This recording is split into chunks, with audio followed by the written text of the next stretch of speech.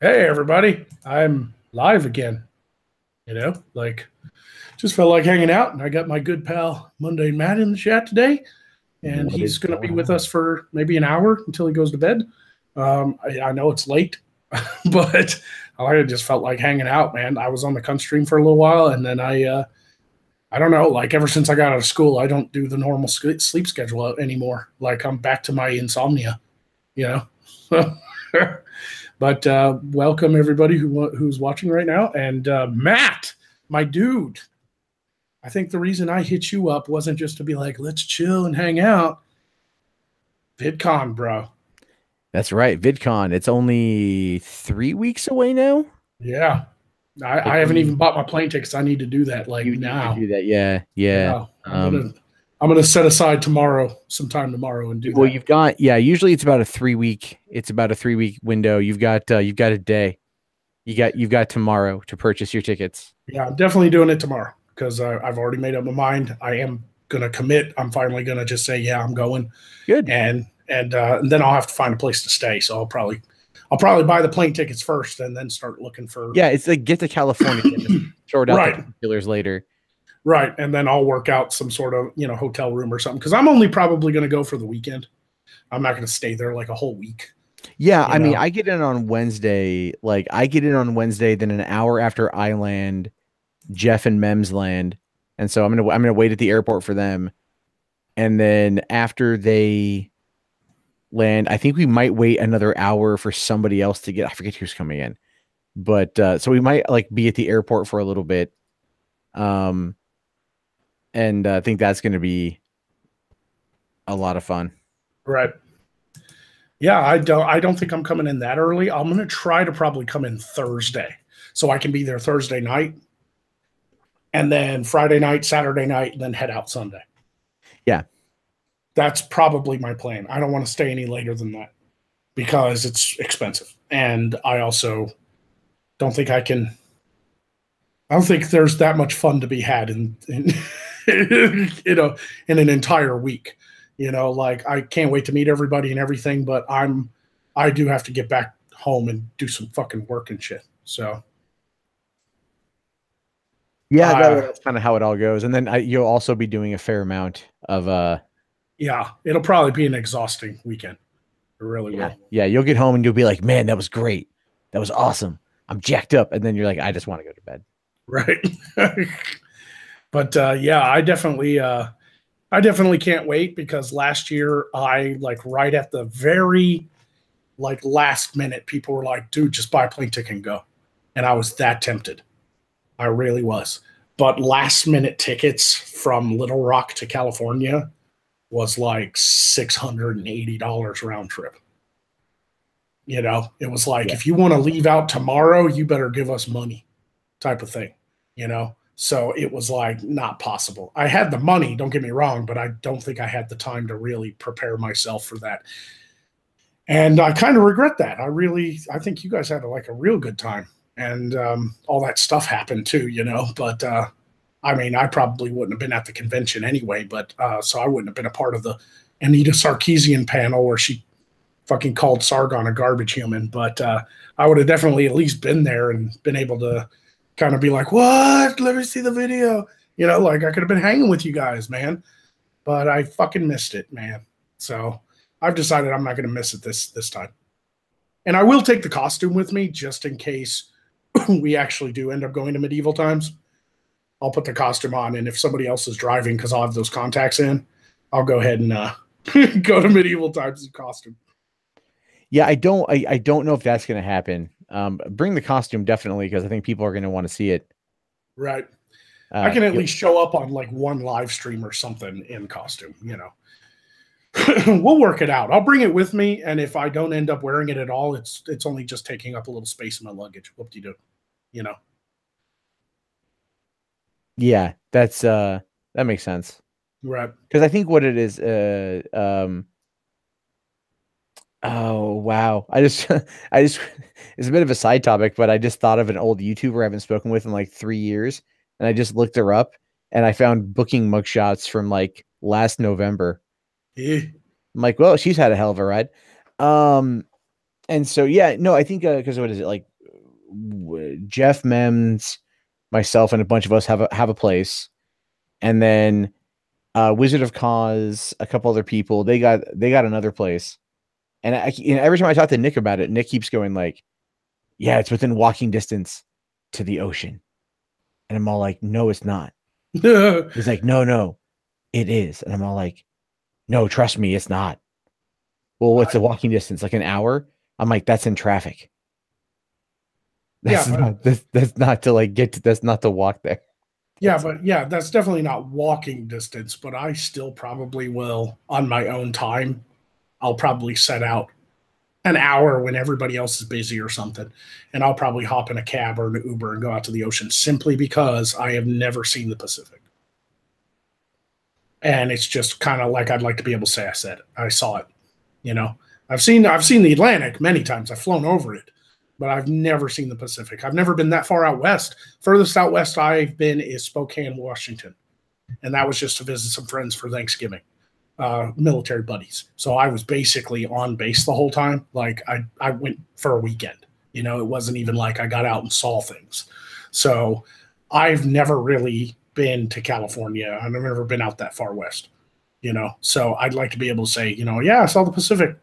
It probably sounds lame because it's just an ocean, but whatever. Oh yeah, no, it's great, man. The West Coast. The thing is, the California beaches are fantastic. I don't Mo much care for the beach. I just want to see the ocean. Like, look at me. I don't do good at the beach. well, I think you'll be able to see the ocean when you get to when you land. If you come in the daytime, you should be able to see it. I'm in up close. I'll probably go down in an evening and go to one of the beaches where the sun's not blazing hot above me and I get sunburned. I'll probably go at like sunset and just stand on the beach, let the fucking ocean water splash on my feet. I actually want to see it, like be up close and stuff. Yeah, no, Are the it's beaches open at night too? Like I don't even know. I'm sorry, what? Are beaches open at night too? I don't even Yeah. know. Oh yeah, man. They're like I public. mean, when I was in San Diego, we bombed down to the beach all the time. We go down there like 2 or 3 o'clock in the morning, go hang out. That's cool. See, I like the idea of the beach. I just don't like the sun. I'm very pale. I burn very easily, and it runs in the family. My brother and dad spent way more time in the sun than I did because my dad worked construction all his life until he became a cop. And then after being a cop, he was in the military.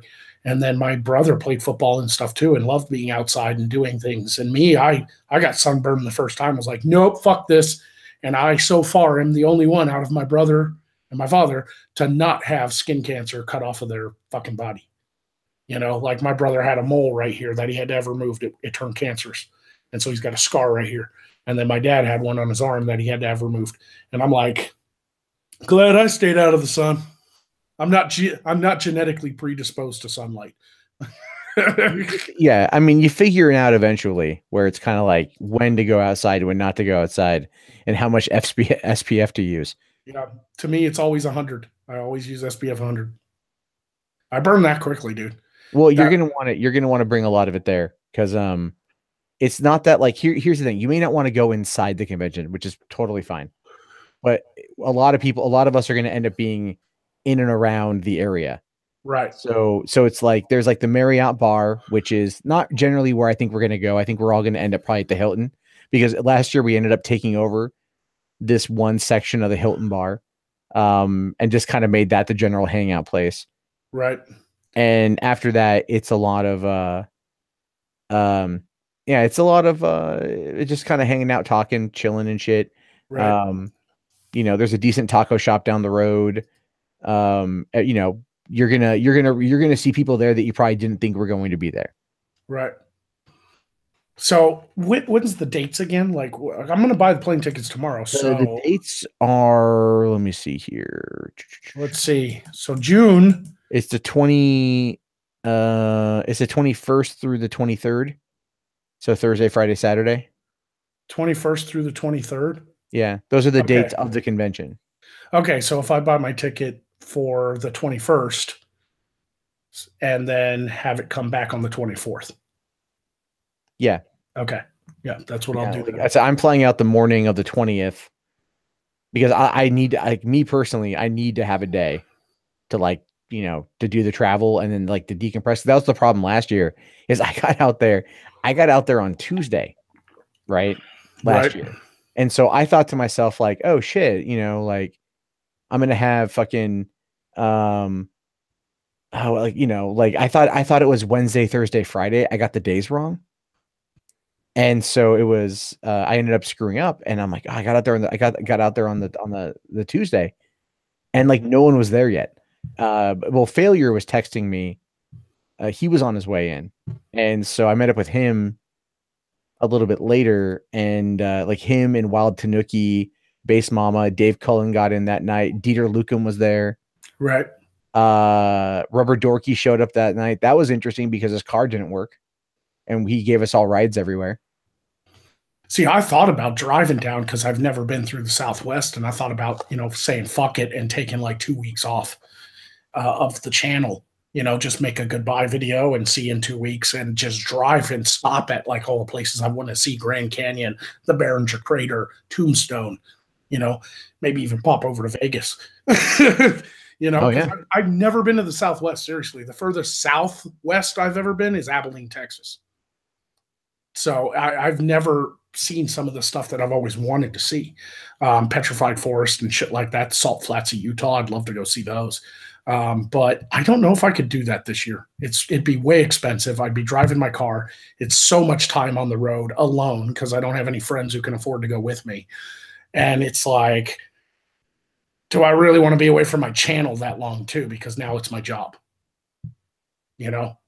Yeah, well, that's the thing is like so last year I brought like all my gear down, right?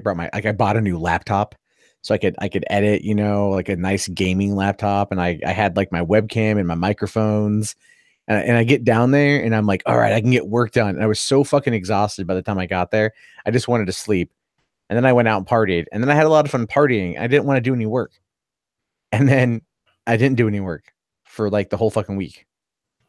Right, right. Man, that's fucking crazy. Like it sounds like a good time, but I don't think I can merge it with a trip through the Southwest. I think it's too much. Plus, I might run into some vampires or something like in that fucking movie, the Forsaken. Like, like where's Jeremy, aka Magog? He just never showed up to VidCon. He probably got eaten. Car broke down, got picked up by some aliens. That's what happened. Yep. Roswell. That's what happened to Magog. Oh yeah. There's Uh, there's the most you're gonna find out there probably are like, younger girls that are there for like the Logan Pauls and shit.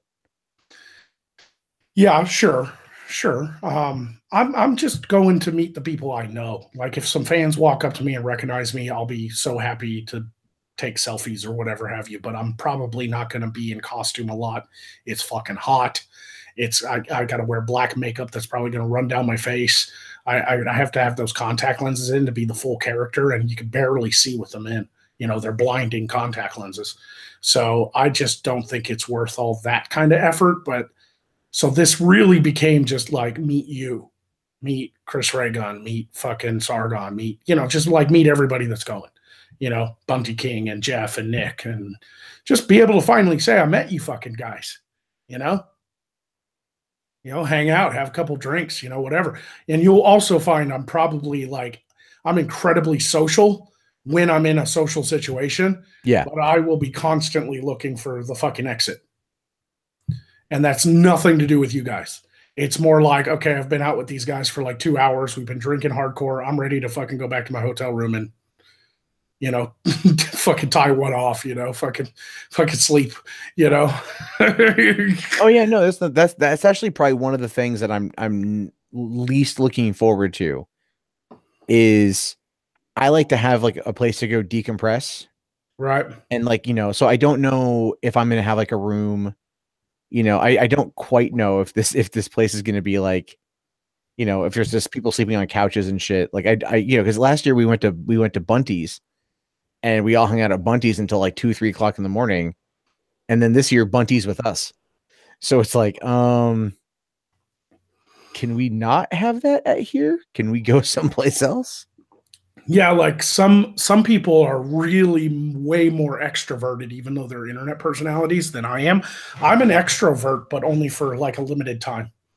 Like, because I love parties and stuff. I love get-togethers. I'm very social. I'll be the one cracking jokes, making people laugh. People will be like, "Oh, it's so cool to meet you." But in the back of my mind, I'm always going to be like, "When's this over?" You know, like it's just who I am, and it's been that way since the military. Even when I was partying with military buddies, I was constantly like, "Can I just go back to my fucking house?"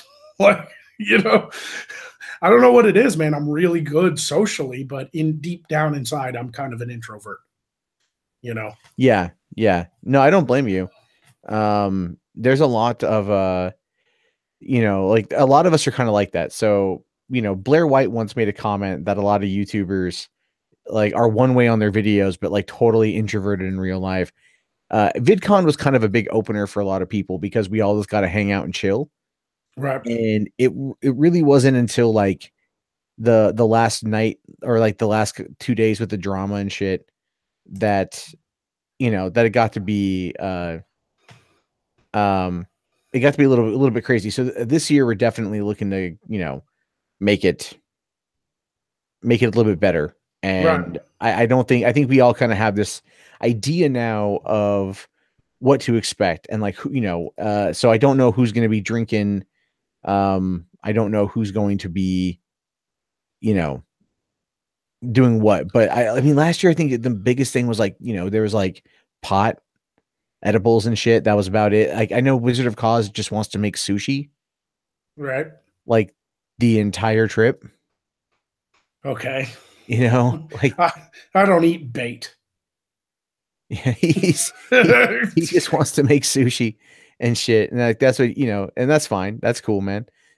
He's working on that. He's like, oh, I'll invite Boogie 2988 over for dinner. I'm all like, you should do that. Here's the thing, too. I also have to watch myself in situations like that, which is why I've become a little bit more of an extrovert or introvert, is because I never was. I never was like this. I was always going out when I was a teenager and younger and in the military, and it brings out the worst in me eventually. Yeah, well then just Especially after Iraq. Like I will drink heavily if I let myself go, and I will be a fucking idiot, and I will do stupid shit, and I will flip the fuck out sometimes. And like I remember one time I was at a party and everything was fine, but I had way too much to drink, and I usually know my limit, but I kind of cut loose a little bit. I let the bull go. I had him by the horns, but I let him go for a minute, and somebody fucking made a loud noise or something. I can't remember. It was like a fucking pop fireworks or something, and I fucking dove to the ground, man, and flipped out. Like I don't want to do that in front of everybody. I don't want to do that in front of YouTubers and stuff where they're like, Magog's kind of cool. Oh, great. Now he thinks he's in Iraq. That's fun. Yeah, just have someone yell out, flashback. Right. All of a sudden you grab like a fork and just start stabbing people like they're jihadis. Right. Like I don't want to be the guy that suddenly is just like sniper, boom, and then I break the coffee room table and the coffee table. I can tell you that's probably not gonna happen. I'm gonna like you're just gonna end up kind of laughing your ass off and going like, okay, this is a good time. This is fun. Yeah, no, I just have to watch that animal inside of me. Sure. I understand. It's why I don't go to bars anymore. It's why I don't really do much drinking and stuff. I'll have a couple beers, but I know my limit now. I don't do the stupid shit anymore. I don't go, we're going to get fucked up. And then you don't remember the previous night. I don't do that anymore. I've had way too many of those days. Yeah. I think a fair amount of it boils down to just like, at least with what to expect from this essentially is, Warski's not going to be there. So there's not going to be any of that drama. So there's nothing. So again, like that was something I think some people were kind of worried about, but that's not going to be a thing. I don't think failure is going to go. I actually, I'm pretty positive he's not going to go. Yeah. I thought he said he didn't have the money this time around or didn't want to spend the money or I don't something. think he want, given what I think the Kumite has earned, I think he's got the money to go. Yeah, no, I know that. I'm just saying, I don't think he wants to spend it. Yeah. I don't blame him for that. Other priorities. Just to recognize the chat, we've got the Lucky Pop Tart in the chat is watching from work. Dylan Sampson says, Magog is the perfect entertainment. He's a D&D villain and a comedian of what I consider Steven Crowder level, but has more range than just conservative. That is one hell of a compliment. Thank you. Yeah, Prospero58 is in the chat, and Brad Young and Bitching Witch is here. Bjorn the Viking is talking about rating the English. That's always fun. Welcome, guys. Thank you all for watching this late at night. I never get as many viewers this late at night. I did a stream literally like yesterday with Arcader. I don't know if you know who that is. He's a really small YouTuber. I met him back when I was still small. And he's one of these guys that does a character too, but he's like a mad scientist. He has like goggles on and like the white lab coat, and he's pretty entertaining. And we've been friends since I met him. And I talked to him a lot off air, but I finally got him on a stream of mine. I guess our schedules finally lined up because he lives in like Iceland or Finland or something now. He's from Texas, but his wife is from there. And when they got married, they went back to her home, you know. So it was nice to have Arcader on, but I did it in the middle of the day and had like 130 people watching.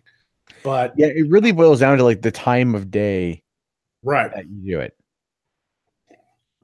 But the 56 that are watching right now, thank you all for coming by. You know, appreciate you. I know it's just kind of a random late night stream with Matt, but it's always good to talk with you, man. I don't know too if you know, but I started a GoFundMe to raise. Yeah, I saw the video. I think when you posted it, I was out of town, and so I haven't had a chance to watch it yet. I think I made a mistake starting a GoFundMe on a 3-day holiday weekend. It's possible. And I only say that just because like I got the notification for it, but I literally, well, for me, I had to get up at like I didn't get a chance to go to sleep until 2 o'clock in the morning. I had to get up at 5, drive the 2 hours down to Portland to be there by 8. Wow. Do stuff there until like 4 p.m. and then drive back home. And I'm like, I'm done. And then I've got to drive. I was supposed to drive to Portland. I'm driving to Portland again on Thursday because Sargon's in town. Right. And so I'm going to go down and see Sargon and Jeff Holiday. Yeah, I was listening to his This Week in Stupid on the way over to my parents' house, and he mentioned he was going to Portland. Yeah. Yeah. That's crazy, man. You're going to meet up with him and do something special, or are you just going to go listen to him talk? I'm going to go hang out with him and try to fucking drag him back down to earth. Why do you need to drag? Why you need to? Because I'm all like, come on, I got to remind him of his roots. Why? What's he doing that makes you? I'm giving him a hard time, dude. Oh, right. He's way more famous. For your britches. He's way more famous than me, so I gotta drag him down. Right. Yeah. Now, somebody, a dedicated fan and a lovely person. I hope I'm saying the name right. Is it Mote of Labros or is it Mote? I don't know how it's said. If you could spell it out phonetically in the chat, that'd be great. But they sent me a cool prop, and I want to thank them. This is it. It's a cool wine bottle with a fucking eyeball. Yeah, I think it's fucking awesome. Yeah, look at that. And it glows in a black light too. This is going to be part of the Magog set now. Everybody, you're seeing it for the first time. This is a Mote of Labros sent me this really cool fucking eyeball wine bottle. Really cool. But yeah, I started that GoFundMe to try to raise a little money to actually up the production of the show, because right now, currently, I can't. I mean, we're building the studio, but I have to get new equipment and all kinds of stuff. Yeah. So I was hoping to raise a little money, and it's doing pretty well for such a small following that I have, you know. I think it's at like 1,500 or something like that. Nice. How much are you looking for? I set it at 10 grand. Oh, okay. I mean, that's a doable number. Maybe. Definitely don't know or not, but it is. It was worth a shot because all of my friends were like, "Just do it, man. There's plenty of people out there who just want to make this happen and see it happen." And I listened to them, but I don't. It's like I said on the other stream yesterday. I don't know if it's going to reach the full number. I don't think I have the following for it, but it was really good of me to try. I had no idea how to even run a GoFundMe, so that was a learning process. It'll be nice for the future in case I have to raise some money again on the next stage of creating the show. But yeah, I started that thing, and I I started working on the overlays for side quests. That's coming in June too. June's going to be busy. If I'm going to VidCon, I've got side quests starting again. I'm starting to do more streams on the live stream channel, these out of character streams. Um, I'm crazy busy these days now. Now that I'm out of school, I'm dedicating a shit ton of time to my channel. You know, really trying to build up. But it seems like the more I do, the more subs I lose. Like my sub count this entire weekend has been negative red.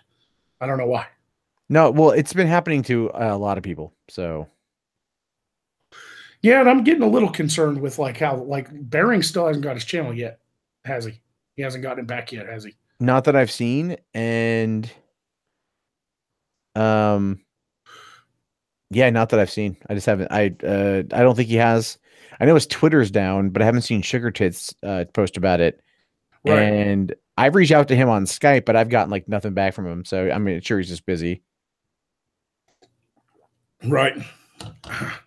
Um, let's see. Is it?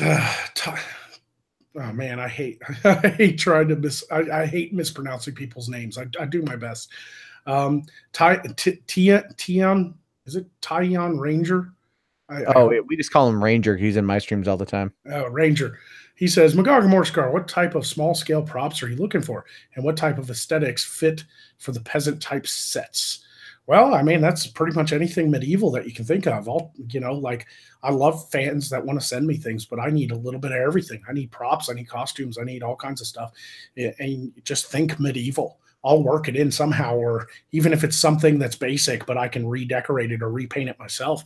You know, like fucking, I need like candles like a motherfucker because you know medieval times they didn't have electric lights, you know, so like I want to use as much natural lighting as possible when I do go to film this. So I really love to have some just like old wax candles that have like the drips going down them and stuff, you know, and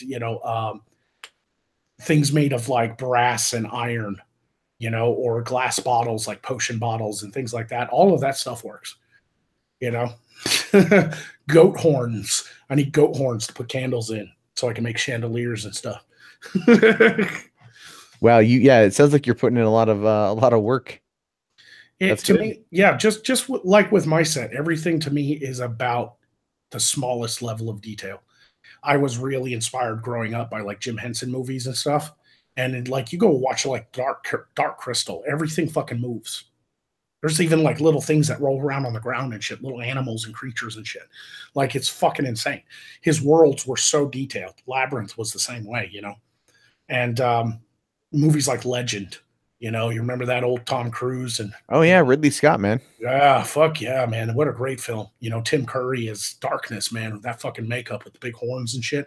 Like just the detail of that world. There's kind of a darkness to it, but a beauty to it as well. You know, giant fucking trees and unicorns and all kinds of stuff kind of floating in the air. And that's the kind of stuff I want to create for this show.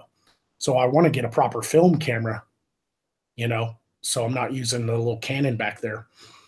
Did you ever get Sparko Cam to work for you, man? No, I just I mean, I could well okay, so here's the thing is like I ended up spending a lot more money and just like bought a workaround.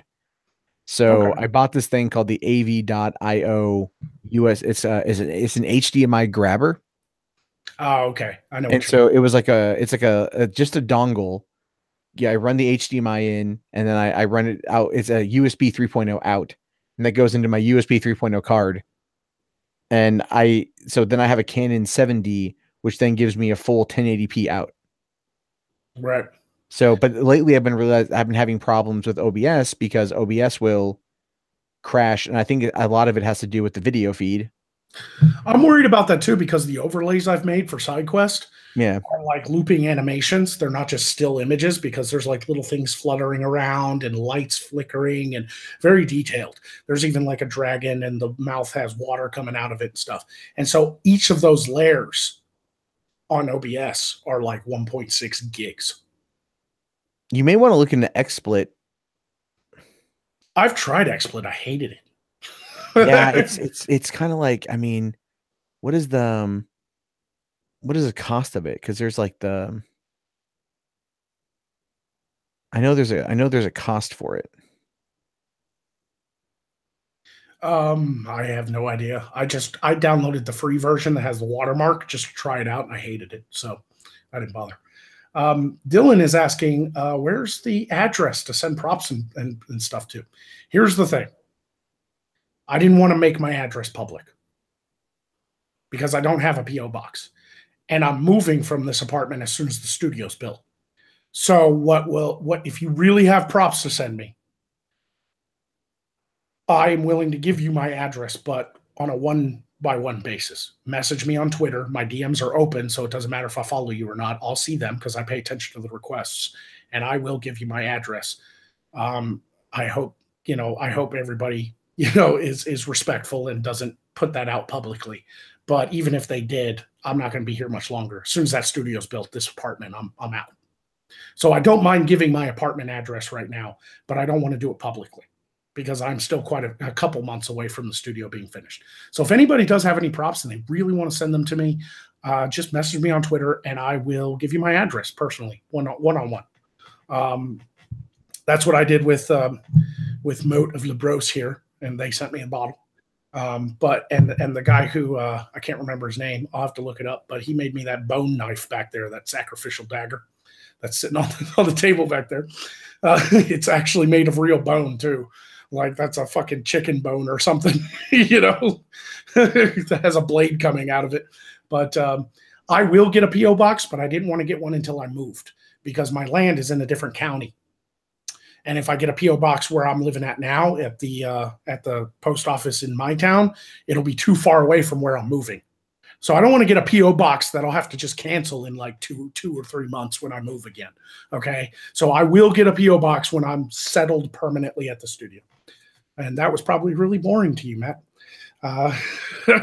Just wanted to I understand, man. It's all part of the game. It's all part of the hustle. Gotta have that PO box. I know. Do you have PO boxes? I have a PO box, and I have received 2 packages. That is heavy, man. Since the yeah, man. Maybe you don't promote it enough. Do you even put it? I don't promote a lot of shit enough, to be honest with you. That's the thing. I don't promote. I think you get a lot more shit. This thing I want just came on sale, and I'm like, I don't have the money to afford it. What thing? It's a Ronin S, a DJI Ronin S. It's a 3-axis gimbal for a DSLR. A 3-axis gimbal. Yeah. Send me the link. You know the motorized gimbal, like it's a little Steadicam. Right. I imagine it's like a Steadicam, but is it a body-mounted Steadicam or a tripod-mounted? No, it's a handheld. Oh, okay. I get what you're saying. I'll link it to you in the side. You can check it out. I've been waiting for this for a while. So it's like $700. I'm like, that's why you don't have the money. Yeah, man. Yeah. I'm like, son of a bitch. Yeah, but aren't there cheaper variations of this? I mean, that would be the same thing. Yeah, but then again, you buy cheaper, you get cheaper. You know what I mean? True, but I mean, how much do you really do handheld stuff, though? I don't know, but that's why I want one. See, you're like, I need this thing. You're like any other dude. Like, I am. We guys love our toys, man. We guys love our toys. I totally am. That's not even like a thing. Like I will sit there and like B&H Photo will send me their catalog, and I'm like, oh, this is a bad idea. Yeah. I look through it and I'm like, I want that, I want that, I want that. And then I'm like, what would I do with it? And I'm like, I don't even care. Like, I just want it. Yeah, I'll have to buy something like what you just sent me when I go to film the actual sitcom, because I'm not going to be able to just use a tripod. There's going to be a lot of moving shots and stuff, and I think it would be better if the camera guy could just hold the camera. Because the camera I plan on buying is like a full-frame video camera, but they're not as big and heavy as they used to be. It's not like an actual film, like 35mm camera that Hollywood used to use, and they're like this fucking big, you know. You can get a lot of power out of something like this. You know, like I've seen some of these cameras that are like boom, but look at the footage, like look at the fucking, the fucking detail and the depth of field and everything, like it's fucking crazy. Reverend Satan says, Magog of Morskar, you'll be living in the studio. You'll have a literal studio apartment. Yeah, it's the plan. It's going to have a little living space in it, but for the most part, it's just going to be a wide open building that I literally live in and film in and all kinds of stuff, build multiple sets and everything. Yeah. Now, how big is the property? 12.5 acres. Shit. Yeah. We're only clearing about 2 acres of it to start, though. That's good.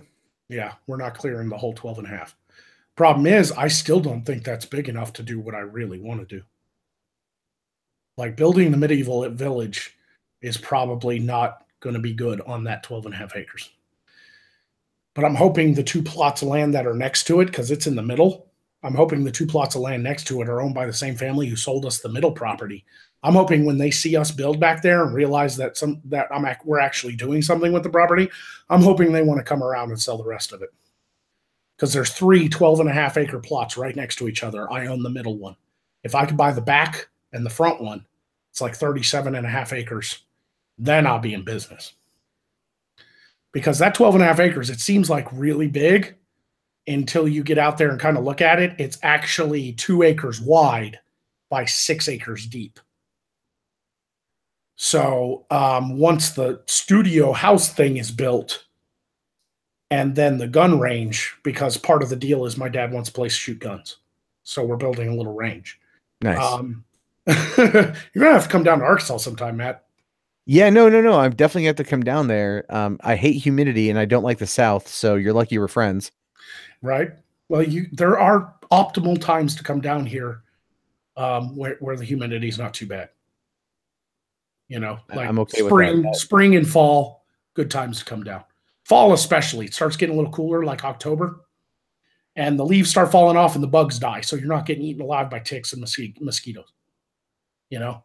Well, that should be when you have your premiere or you have your big party. Yeah, that's. I'm thinking that if there's ever a big party at Magog's More Scars fucking studios, and all the patrons come out and everything, and all my YouTube buddies come out, it'll probably be for Halloween.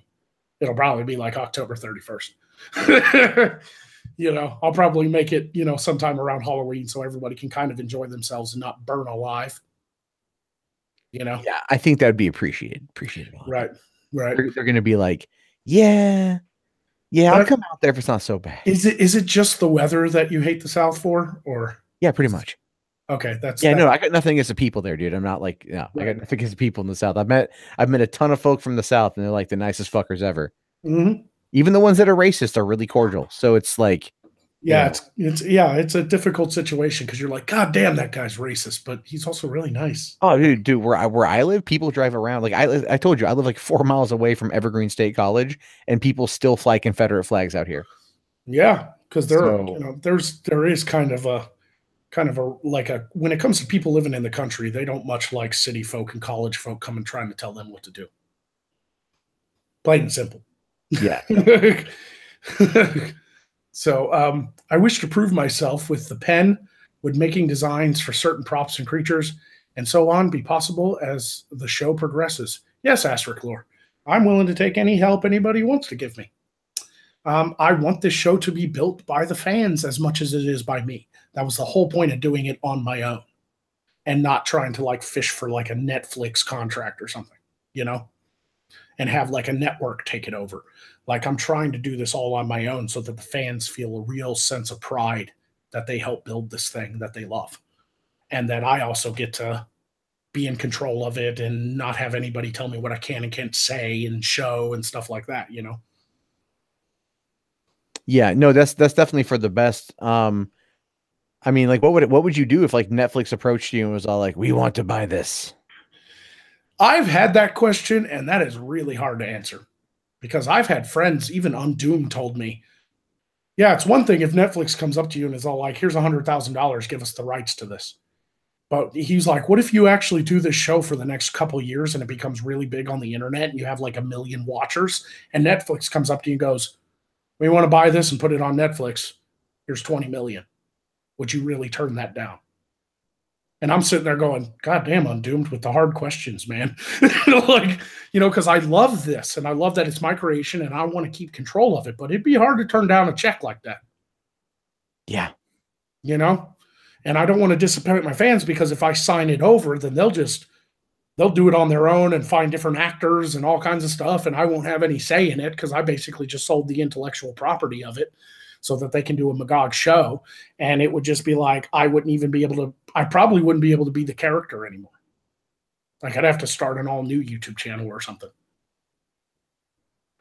Yeah, I mean, at that point you kind of start over, but that now you have the know-how and the resources to hit the ground running a little bit better. But then also what might happen is if you get a deal like with Netflix, they might come to you and say something along the lines of, hey, what about a first look option?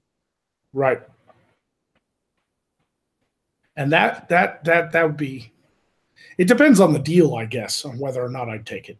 They come up to me and go, your show's great as it is, continue what you're doing, but we'll fund it so you can do an even bigger production and we'll put it on Netflix, but you give us so and so percentage.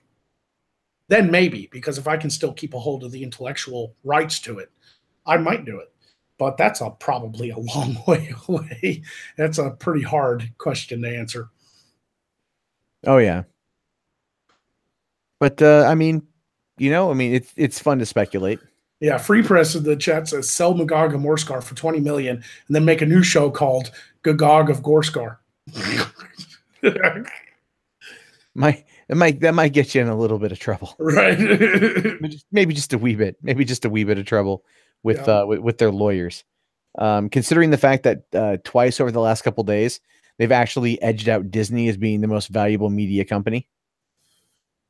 Right now, I mean, granted, Disney has a higher market cap than Netflix, but Netflix has 3.5 times the stock price. Yeah, it's crazy how fucking Netflix has just dominated the entertainment industry right now. Like all the shows they do, like Altered Carbon was amazing. I haven't watched it yet. I'm actually really behind on a few of those things. Yeah, Altered Carbon was fucking amazing. And then all the Marvel stuff, Punisher. Oh yeah. Punisher was good. I really enjoyed Jessica Jones season 2. I hated it. I liked it better than the first season, actually. I liked it better than the first season, but I still hated it. Now, what do you think of Defenders? It was all right. I felt like they were placeholding. Does that make sense? Yeah. Like they were trying to fill in the gap. They were like, here's something to tide you over until Punisher. Because it was shorter, too. It was only like 8 episodes. 8 episodes, yeah. And it was like real quick. It was just like, get the team together. Go. Boom, boom, boom. Yeah, they're facing off with the Hand. They're fucking dead dragons. Like it felt a little rushed. And it didn't build up like I thought it would. It was still enjoyable. I've watched it twice, so not hating on it. But I definitely didn't feel like they put in their all. I feel like they really wanted to get moving with the Punisher. Well, it was the Punisher came like that. That was a whole separate thing. It was what I think they wanted to do is they had wanted to do Defenders from the beginning. Well, of course. And so, the fact that Daredevil season 1 and season 2 are a fucking godsend. And then Jessica Jones and I mean, people talk a lot of shit about Iron Fist season 1, but I actually really liked it because I thought like it wasn't trying to be anything more than what it was. Yeah, it was all right. I didn't hate it or love it. It was just entertaining. And it was the same way I felt with Luke Cage too. It was just like it was what it was. I thought the bad guy was a little ridiculous when he come out with that fucking cheesy suit on, that was built from like alien text. Yeah. Yeah. Like, once they killed off that other guy, the whole show went to shit. Yeah. The whole season went to shit. Like the whole thing that really pissed me off was like even as stupid as it sounds, the bye Felicia comment. Like when he dropped the girl and he's like, bye Felicia. I'm all like, what the fuck is this here? Right. This is so stupid. That's like I audibly groaned when I heard that. And I'm just like, but I also felt like the show lost direction its second half. But Luke Cage and the Defenders is really good. And I like the bromance that he had with Iron Fist. And Iron Fist is going to be pretty heavily featured in season 2 of Luke Cage, which actually premieres while we're at VidCon. Is that when it's coming out? It comes out while we're at VidCon, yeah. What about Daredevil 3? Daredevil season 3 comes out later on this year. The Punisher season 2 comes out later on this year. Iron Fist season 2, I believe, comes out this year. I think they've already filmed it, but it could be they're in production. Right. Jessica Jones season 3 starts filming very soon, which means they're going to be gunning for next year, probably next March. And here's the whole thing, though, is because the Netflix shows are pretty much, they're owned by Netflix, right? Right. Or, well, they're not owned by Netflix, but Netflix has first option. And so even though Disney's doing this big streaming service coming out next year, you know, everyone's asking, oh, are the Marvel shows on Netflix going to go over there? And the thing is, no, they're not. They're going to stay on Netflix. Right. And so Netflix, to fuck with Disney, is probably going to keep these shows going for a long time. I have no doubt. And I'm okay with that. Like the thing is, the thing I love the most about Defenders was Daredevil. I wanted more Matt Murdock. I was like, I just give me more Matt fucking Murdock. Yeah, it was a little sad to kind of see the shorter episode run, and you know, yeah, sure, he was still like working things out with like having fucking Elektra back to life and stuff like that, but it still was, he still hadn't fully like become the leader of the team yet, and I wanted more of that. I wanted more of people going, "Fuck, this blind ninja dude is a badass." You know, like that best part of that whole fucking series was when they had the guy fucking strapped to the chair and he finally shows up in his fucking costume to like question the guy, and he has the fucking, you know, things and it goes around the dude's neck, and even Luke Cage and fucking Iron Fist are like, that's really cool. Yeah. Like, you know, they were like, I want one. You know, that was really cool.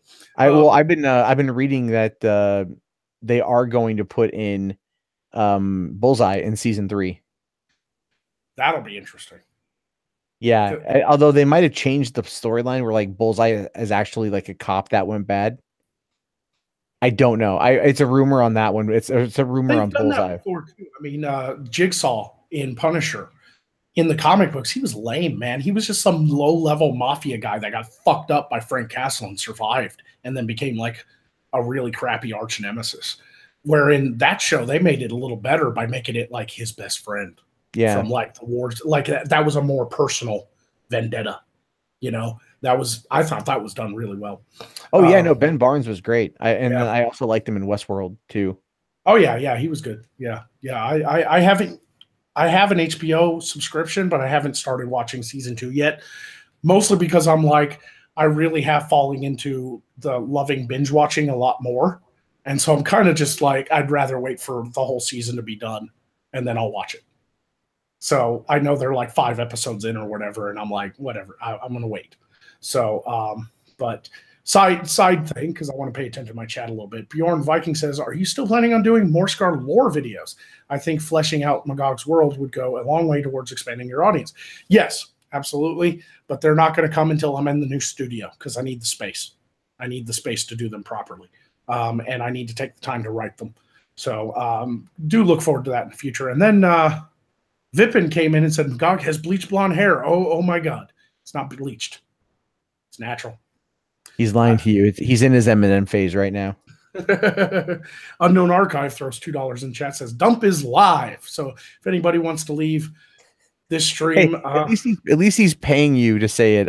Right. Yeah. No, I don't mind at all. He comes in my Discord and would like try to like @tag people with it, and like, or like at here or whatever, or at everybody. And like, we kept telling him stop doing it, and he wouldn't. So we just moved it so where he could only post in one room, the one room that's for self-promotion. He wasn't too happy about that when he found out.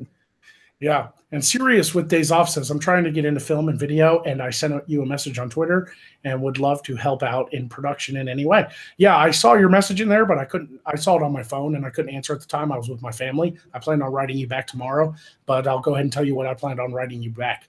I appreciate the offer and I'd be willing to take the help, but it's just not going to happen right away. Let's try to get the show launched. You know, like I got to get the sets built and everything first. I mean, we're a long way away from actually production. Like I need to build Nightshade Village, and I need to fill it with props, and I need to get actors lined up to be both background people to bring Village to life, but also like other main characters. It's going to be a long road. So just keep in contact with me. I'll follow you back when I hit up Twitter later, and so that you can hit me up, you know, keep in touch. But I really appreciate you offering, man. Keep practicing. Show me what you can do. And maybe sometime next year we can, we'll talk some more or something, you know, and I'll keep in touch with you. I'm trying to keep in touch with everybody, you know. Boy, this business is tough, Matt. Got to keep in touch with people. And Oh You yeah. know, Oh yeah. maybe I should get an agent or something, you know? So every time somebody messages me, my agent can be like, have your people call my people, we'll do lunch, you know? Like, I don't know. That's going to be you. That's going to be you at VidCon. You'll be like, oh, you want to hang? You want to, okay. So DM me, we'll figure it out. If not, be here at the Hilton, because that's where we all are going to be anyway. Yep. My buddy Neil from the military is in the chat right now. What's up, Neil? I ain't talked to you in a while, man. I've messaged you on Skype, but you never answered me back. I can vouch that the hair color is real. Maybe. Don't maybe me. You know good and well what it is, Neil. Fuck's sake. We fucking hung out for 5 years in England. You know good and well I didn't dye my fucking hair. Why would I dye it this color? If I was dyeing my hair, I wouldn't dye it this color. I'm a natural blonde and I'm proud of it. Yeah. You know what, Matt? Throwing it out there, man. Love you, bro. Can't wait to meet you at VidCon. I know you probably got to go here soon. You're probably getting tired. But man, when all this stuff finally gets going and the village is built and I'm ready to film, I'd love to have you down to make like a cameo, get you in some medieval gear. You know? Yeah, no, man. Yeah, I think that'd be would be good. I'm definitely okay to go out there. You know, take the glasses off because they didn't have them in medieval times. But well, then I can't see shit, but we'll figure it out. Yeah, we'll figure it out, man. Get you some contact lenses for the short term or something. You know, maybe you should get that LASIK, man. I had that done. Amazing. I wish I could get LASIK, but amazing, bro. I mean, they can even fix astigmatism. So a lot of people are like, I can't get LASIK. I have astigmatism. That don't matter anymore. That doesn't matter anymore. They can. Well, no, it's not so much that. It's also like the cost is insanely high, you know? Yeah, it was $4,800 for both eyes for me. Yeah, I think it's I was looking around up here. Now, how long does it take to does a procedure take? It's pretty quick, like 30 minutes, right? Not even. Dude, seriously, both eyes, 15 minutes. Now, but okay, so I'm hearing like a lot of people will get it, and then after a while, they will, what is it? They will, it starts to go away. Yeah, that is a byproduct of the earliest version of that technology. Because the earliest version of that technology, they would actually erase the entire surface of your eye, laser it, and then you would have to wear special contact lenses for 2 weeks until the surface of your eye grew back. Now, they make a small laser incision on the surface of your eye and flip it up. They do the and then they put your cornea, your surface of your eye back down, and it heals in like 6 hours. And I got my LASIKs. I mean, the technology is just better now. I got my LASIKs in 2012, the same, like 2 months after I got home from the military. It is now 2018, and I just went to the eye doctor for my yearly checkup. Still 2020. Okay, because a buddy of mine got it back in like 2007. That's the first generation of that. Yeah, technology. And he's back to wearing glasses again. And right. So I'm just going like, that's crazy. Because I do want to. And I really, honest to God, like, because I know that there's a LASIK place near me that takes like care credit, and I have care credit, and I have enough on the care credit card because that's what I use to pay for my cat's surgery. Right. And like I have enough on there like to be able to use it, but they've got like a 29% interest rate. I'm all like, fuck that. Yeah, the payment plans suck, but if you can pay cash, they love you if you can walk in with the cash. Yeah, well, let me figure out how to start, making more money on fucking YouTube, and we'll talk. Jesus. Yeah. Now, Craig Wolking brings up a good point. LASIK doesn't fix all problems. And he points out LASIK cannot fix progressive myopia. And if your friend had progressive myopia, his eyes were going to get worse no matter what. Okay. I don't know. I don't know if I have that. They can't even fix the cones. Like, even if you get LASIK and have 20/20 vision, the older you get, you're going to need reading glasses. It's just the way it is. Yeah.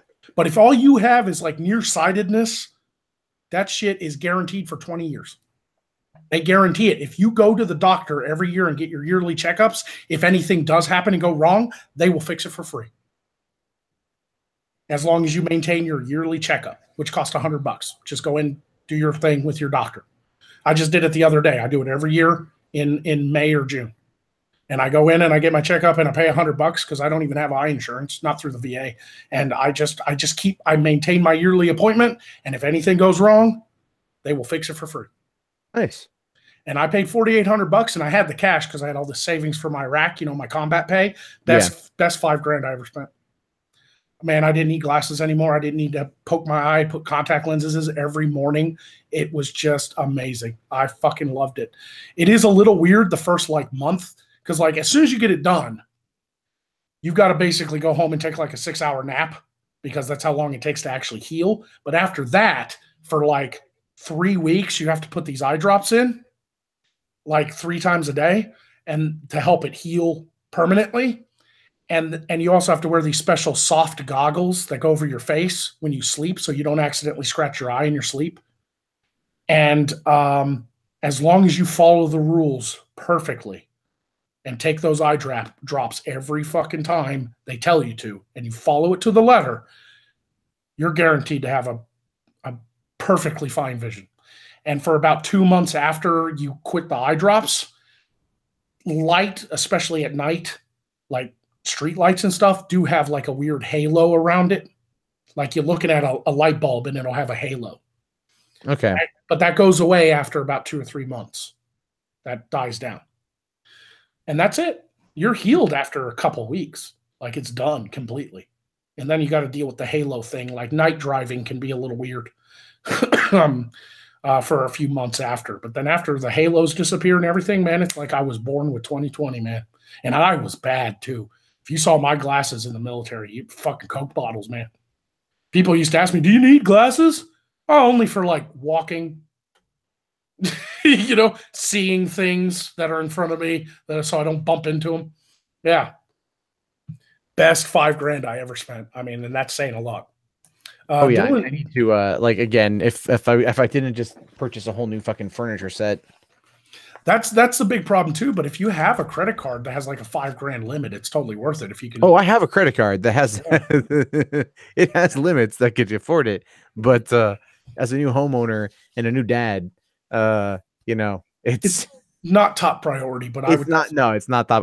The thing is so what I do is I go to Costco or Walmart or whatever if I can find a cheap place just to get the eye exam. 5 years ago, the eye exam was $50. Now they're up to $80. And I think the reason why they charge so much for the damn eye exam is because they know people go online to buy glasses. Mm-hmm. So part of me is tempted to go and spend the money and go get a new eye exam because I do need to update my prescription. It's been 5 years. And then just order a new pair of glasses from Zenni Optical, which is where I get them from. And just get a new pair for $60. But if I do that before going to VidCon, which I've kind of thought about it, I'm I got to go spend the money for the new, for the eye exam and then for the new pair of glasses and then also for a new pair of sunglasses. Yeah, man, I love now being able to just buy sunglasses and put them on. Never had that, not since I was 8 years old when my eyes started going bad. I always had the clip-ons. Or I got those glasses that changed to sunglasses during the day. When you walk out in the sunlight, I had those for a while. They were really popular when I was a teenager. Dylan Sampson drops a sign in the chat, says, no promises, but does Magog need or use a wand? He's more of a staff guy, but I wouldn't say no to a wand. I think Magog would be able to He lives alone. He uses a wand all the time. I know, right? Fuck yeah. But yeah, seriously, if anybody out there has bad eyes, look into LASIK. The technology is 1,000 times better than when it first started, and it's literally in and out 15 minutes. Okay. Yeah, it's on my list of things that I want to do. They tell you to look at the light, and then you hear a me, and then they're like, okay, we're going to do the other one. Look at the light, and you're like, okay. And they go me. They're like, all right, we're going to do this, we're going to do that, and now we're done.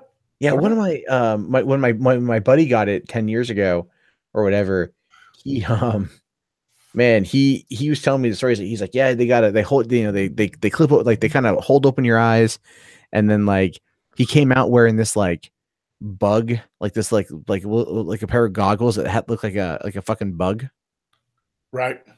and everything else, like a fly's eyes or whatever.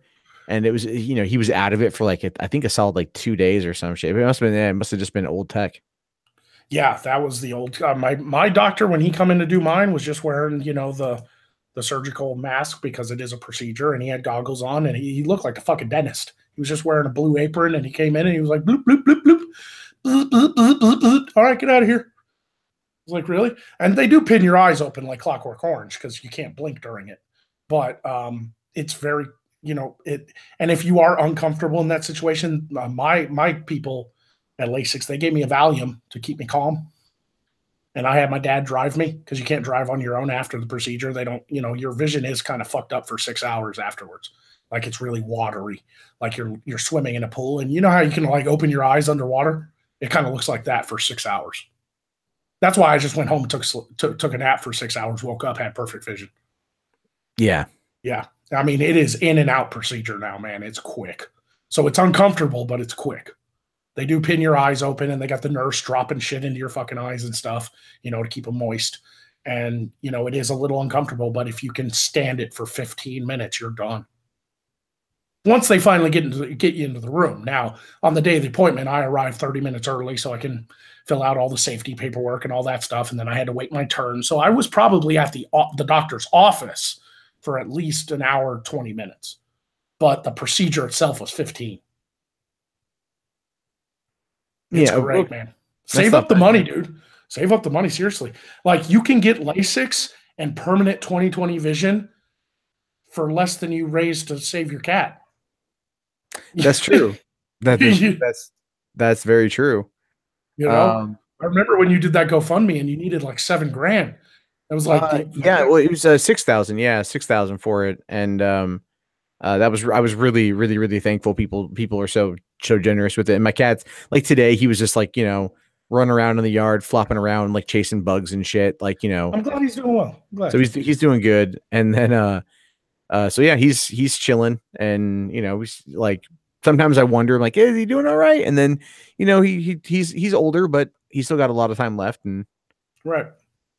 I'm very, very glad that he's still around. And, but yeah, I mean, it's like, I always feel weird the whole, I always feel very weird in regards to asking for money or even like asking for help, like I don't like doing that at all. So like to post that GoFundMe, like I caught so much shit for posting it. People were really generous, but the people that were assholes were assholes. Yeah, sure. So it's like, and I'm like, I don't really want to. Yeah, I definitely, I was just giving an example. I wasn't saying do a GoFundMe for your LASIK, but if it's less than what you paid for that cat, you could definitely afford it, especially if you charge it to a credit card instead of doing a payment plan through them. You do a payment plan through them, it's like 30% APR. But you do it on your credit card. If you have a good credit card with a decent interest rate, you'll have it paid off in no time anyway because you'll pay extra. It'd be like $120 a month for $5,000 over, however many years. It's not even that much. You put 200 on it every month, you'll have it paid off in 2 years. Whatever. Yeah, but it's like it's just all the other credit cards that I've got. So that's the whole notion. Like, I mean, a lot of stuff's on like, just kind of like automatic bill pay and whatever. So it's fine, but it's like, get the Patreon up and whatever. And then that would be the next step. Yeah, that's my big problem right now is my Patreon. I am utterly thankful for everybody who gives me every month money to make this my job. But I've done the calculations, and right now I'm dipping into my savings because I lost the GI Bill money. Yeah. So in about 3 months, if I can't get my Patreon higher than it is, I might have to find a job. And there's just no way to work around that. I'm not getting shit on ad play. And as far as live streams, the super chat money is, I can't really rely on that. It's hit and miss. Maybe when SideQuest starts, it might go up, but I'm also splitting that money with 3 other co-hosts. So I'm not seeing as much. So even if I earn like $300 a month every Monday on super chats, I'm only seeing, so much of it, So, yeah. I think it's kind of like, like, I mean, if I wasn't doing $3 theater, I'd be entirely fucked.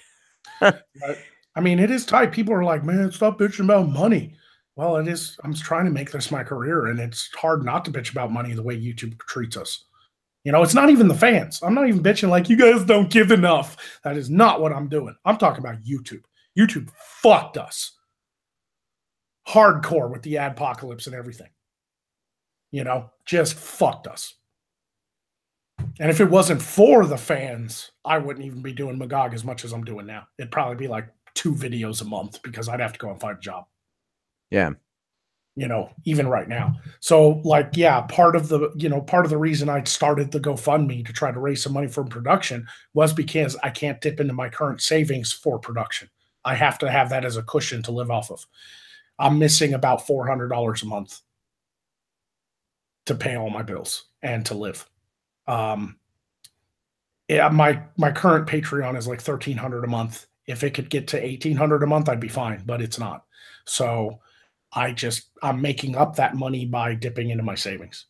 And so every month about $400 goes out of my savings account that I'm not actually making. And so eventually that money's going to drain from my account. So, you know, that kind of sucks.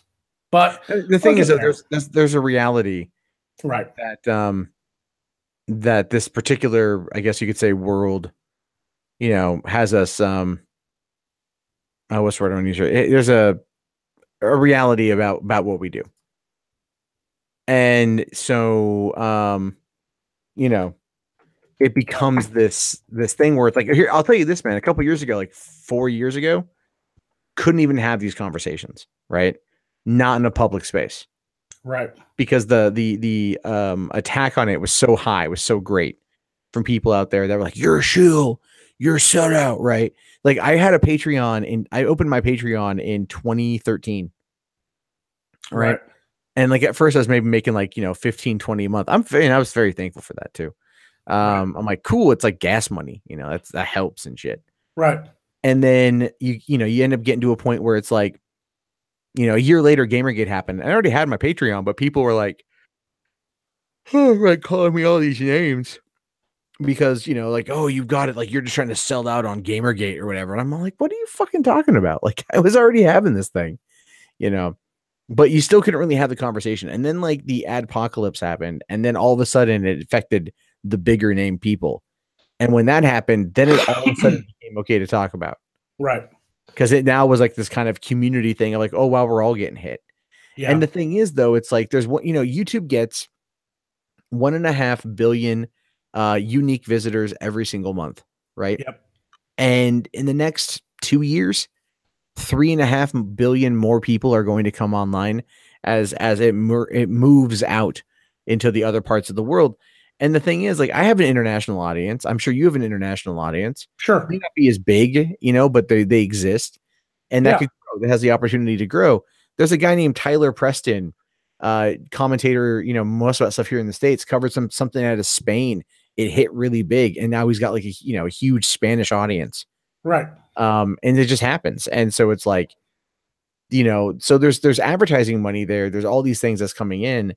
And I don't like the idea of like relying on Patreon specifically because I feel like it's gonna like, I don't want anyone to like be put out, Right. I like the idea of advertisements because I just feel it's the most straightforward thing. Yeah, it is. It doesn't cost the audience money, so I don't feel as bad that people are giving me money, just to keep me going. And all it costs them is time. They just have to sit through 30 seconds of an ad in order for it to pay us. Or 15 seconds or however long it is. Well, now, see, the thing is, that's only if you get a pre-roll, and pre-rolls in our neck of the woods are hard to get because of the way the advertisers now have set up the system. Is the advertisers now have more control over what they want to talk about or what they want their ads to be shown on. So a lot of times we get like penny stocks.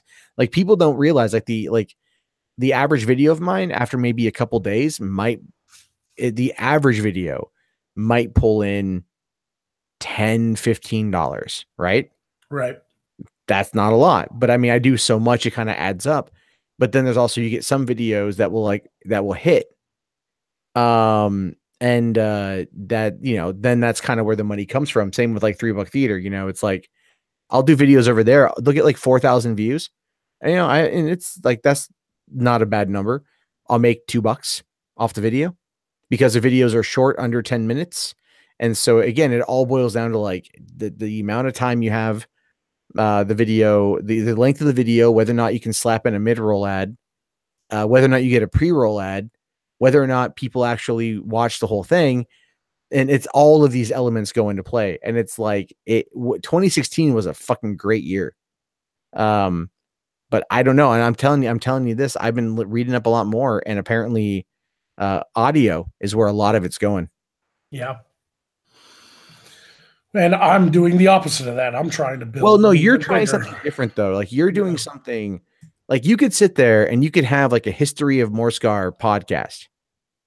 Yeah, sure. You know, and just like, you know, you could sit there and have like a lore podcast that could bring in people to get them excited and, you know, talk about like, you know, you could do like, you know, little like audio things with like the cast or whatever. Right. As ancillary side, as like patron based content. Like yeah, that's the plan. Yeah. My next project is going to be where I take unproduced film scripts and I basically treat them like a table read. I try to find actors. Oh, that's interesting. And record it. It's going to be a podcast. Like I'll find actors online or whatever, and then get everyone in like a Skype call. Right. And that's have everyone just go through the script. It'll take, you know, maybe like 45 minutes to an hour, depending on the script and whatever, but you have a narrator, have the different actors. And then as I go through and clean it up, then I'll send it off to my other audio mastering guy and have him add light sound effects and maybe some light music. Yeah, that'd be cool. The idea there is that you get to kind of listen to these scripts, these audio drama versions of them, essentially, of movies you may not have been able to ever see. Right.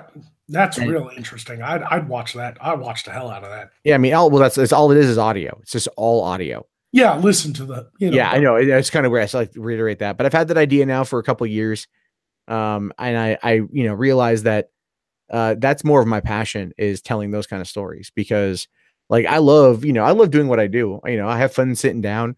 Like, I mean, no, I want you to pay attention to like if you listen to yesterday's or like the last 3 days, I had Nick come on and help me out with a couple episodes, a couple of videos. Cool. That was interesting because people like guests, man. They like guests. They did. And I'm working with people to help me kind of book more. I'll come on your show anytime you want, brother. Well, I thought I would ask you tonight. I'm too fucking tired or else I would. And I don't have anything locked in, but tomorrow, if you're around, I'll hit you up. Yeah, I plan on doing a video tomorrow because it's already a little late. I promised people by Monday, but then I forgot it was the holiday and I had to go to my parents' house for a barbecue and stuff. But outside of working on a video tomorrow, I won't be doing shit. This is what I do now, Matt. I'm just a YouTuber now. All right, welcome to the party, pal. Yep, exactly. Welcome, that fucking diehard line. Welcome to the party, pal. A few things in the chat here I think you might find interesting. Victor Rand got triggered. I fucking detest the entire fucking idea that advertisers are somehow responsible for the content their ads run over. It's fucking bullshit.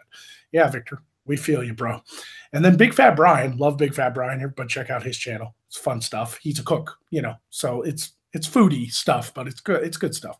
I'd love to have you on a show again sometime, Brian. But he brings up, maybe you shouldn't be using YouTube. Minds is just waiting, and they are about to monetize. I have a Minds. Go follow me. I actually have a pretty decent following on Minds, too. Does Minds have a mobile app? Yes, they do. I have it on my phone. Mm-hmm. And they are growing. God, let me pull it up, actually. I've been wanting to check anyway, but I think it's the biggest following I have outside of YouTube. Because BitChute, I'm not quite there yet. I maybe only have like 300 subscribers over there. But yeah, on Minds, I've got 1,218 subscribers on Minds. Nice. And what I do like about Minds is that you can boost your posts if you have the points. And so, like, it brings in new audience members just because it puts it in it boosts it to the top of the feed, the public feed over here. So people can look at what's posting on their wall from the people they follow, but over here is like a public feed and you can see what's boosted. And I boost mine like 5,000 times and it'll reach those views. And then all of a sudden I'll get a couple of days where it's like, so-and-so subscribed to you on Minds. So-and-so subscribed to you on Minds. So you can grow pretty quick on Minds. The downside is they're not monetized. So the only monetization they have on Minds is if somebody tips you. They do have that feature. Somebody can send you money or they can send you points. But other than that, they don't have ads or anything. But if what Brian's saying is true, if they're about to monetize somehow with ads, that's very interesting. Yeah, that is something. Minds could very well be the alternative video platform if they can get ads. Definitely. That's if they can get ads. The thing is, it's also holding ads too. That was kind of what happened to VidMe. Is VidMe wanted to very much cater to what they thought the advertisers wanted. I don't think Minds is. Minds, the CEO of Minds has outwardly spoken many times about how Minds is a free speech platform and he's not going to limit anything. Any kind of speech, any kind of ads, any advertiser once it comes to Minds is going to have their videos played at whatever, you know. Well, I hope more companies fall in line. I mean, I understand why companies don't want to feel like they're associated with certain things, but it's what I hate about the YouTube situation right now is simply the fact that it's like guilt by association. Yeah, yeah, it is, and that's like the most annoying part of it. You know, like I can understand why, like, you know, white nationalist videos where they're talking about like the Jewish question probably wouldn't be monetized. I can understand that. Yeah, on some level, I can understand some things not being monetized, but they just keep hitting us no matter what. It's like, oh, you're subscribed to Sargon, Undoomed, Bearing, and Monday Matt, so you're going to get hit every fucking time you upload. My Magog videos, for the most part, get demonetized the moment they're uploaded. They ain't even watched the video yet. You know, it's just instantly demonetized. I think that has a lot to do with you having the other content on there, like Probably. The videos and stuff. Yeah, now, but that's weird because if it was that, the last two videos I did, Demi Lardner, and the one before that was gender identity, and the gender identity one was the first video I did in a month. Since I come back from school, I had to take a month off from content. It was the first video I did, and everybody got excited. And I got 18,000 views. 16,000 of those views came in before it was demonetized. First video I've had in months that wasn't instantly demonetized for some reason. It actually got a full run before they demonetized it. Nice. Well, and I ended up making like $57 on that video because they didn't hit me right away. I did the video about Evergreen, like the day of absence thing or whatever, like them not learning, and I did okay. And then like it blew up. And so like all of a sudden, like my earnings like shot up and I'm all like, where the fuck did this come from? I'm not complaining by any stretch of the imagination. Like, okay, cool. I can actually like, you know, I'm back up to kind of, because I have a threshold I need to be at. And I'm, you know, like it's like I have that minimum. And so like I'm at that minimum, but it's like between both channels. Whereas like 2 months ago, I could cross the minimum with just one channel. You know, and whatever they're doing to like the main stuff is just like I did a video. I did a video tonight on 3 Buck Theater. That's actually doing pretty well right now. Right. And it's about Kathleen Kennedy, woman who runs Lucasfilm. I'm not a big fan. I think she's kind of fucked a lot of shit up. Right. But like I've also basically come to the realization that she does not like Star Wars. Because that's been her whole life for 6 years, right? Right. Everything Lucasfilm is doing for 6 years has been Star Wars related. The only exception to that now is Indiana Jones 5. So I'm wondering, like, if she's making these changes, making these moves as a way to strictly say fuck it, like, and just not deal, you know, not have it be a thing, right? Like she's just trying to tank Star Wars because she subconsciously dislikes it, so she can go do something else.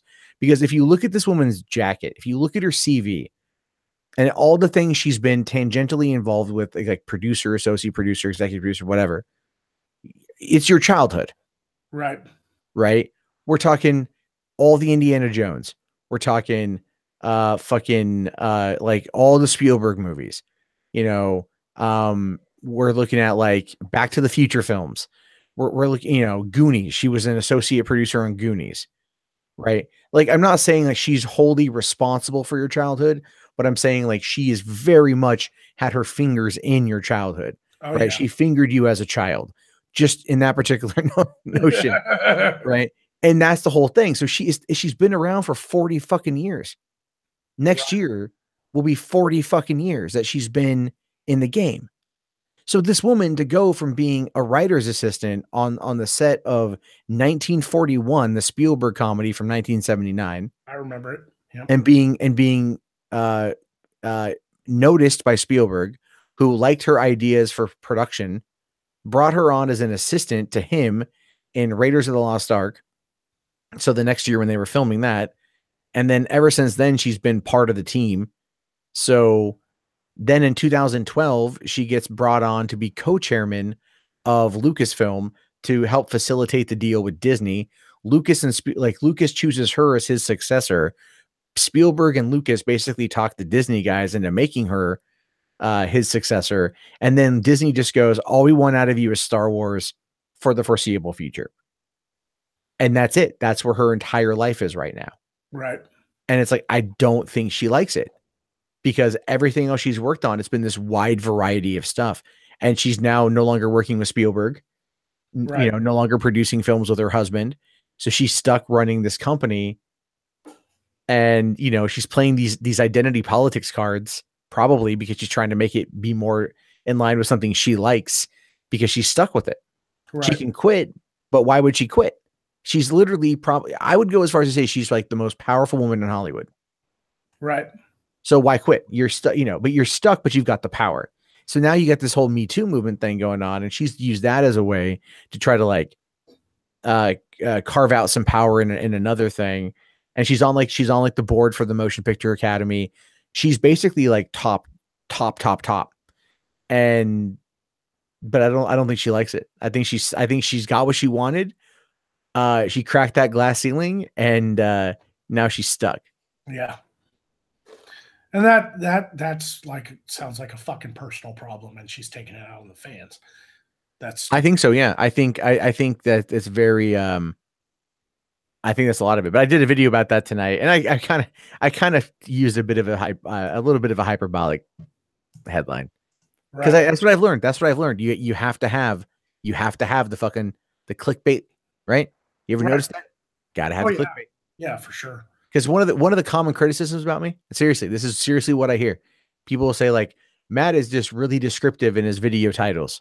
So I'll just go and Google the video title, and I'll go find the actual article and read the article, so I don't watch the video. And I'm like, you suck. But they've got a point. Yeah. They got a point. I got to make it like a salacious headline, like maybe not too salacious. I don't, like, every one of my videos got the word Magog in it. And it's like Magog versus SJWs, or Magog versus Demi Lardner, or Magog is horrified by Amy Schumer.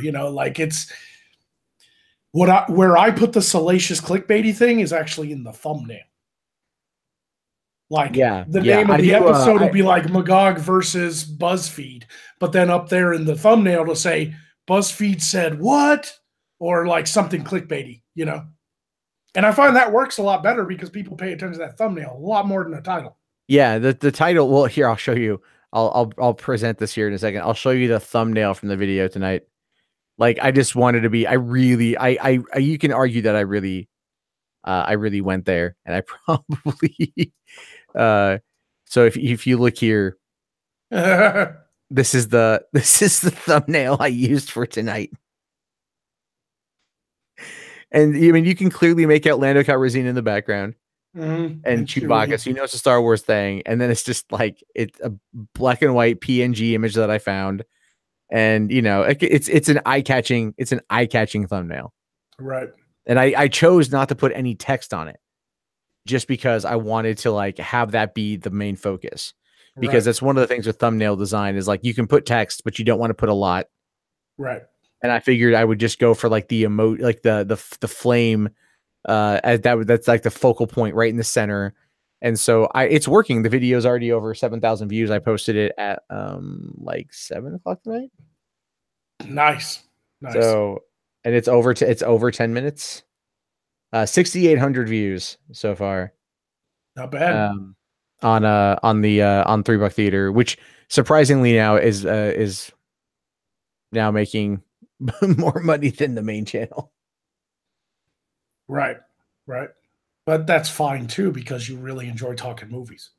Oh yeah, yeah, You yeah. know. I really like So, it. and I do too, you know that. But so anyway, I don't know what else to talk about really, and I know it's getting late there.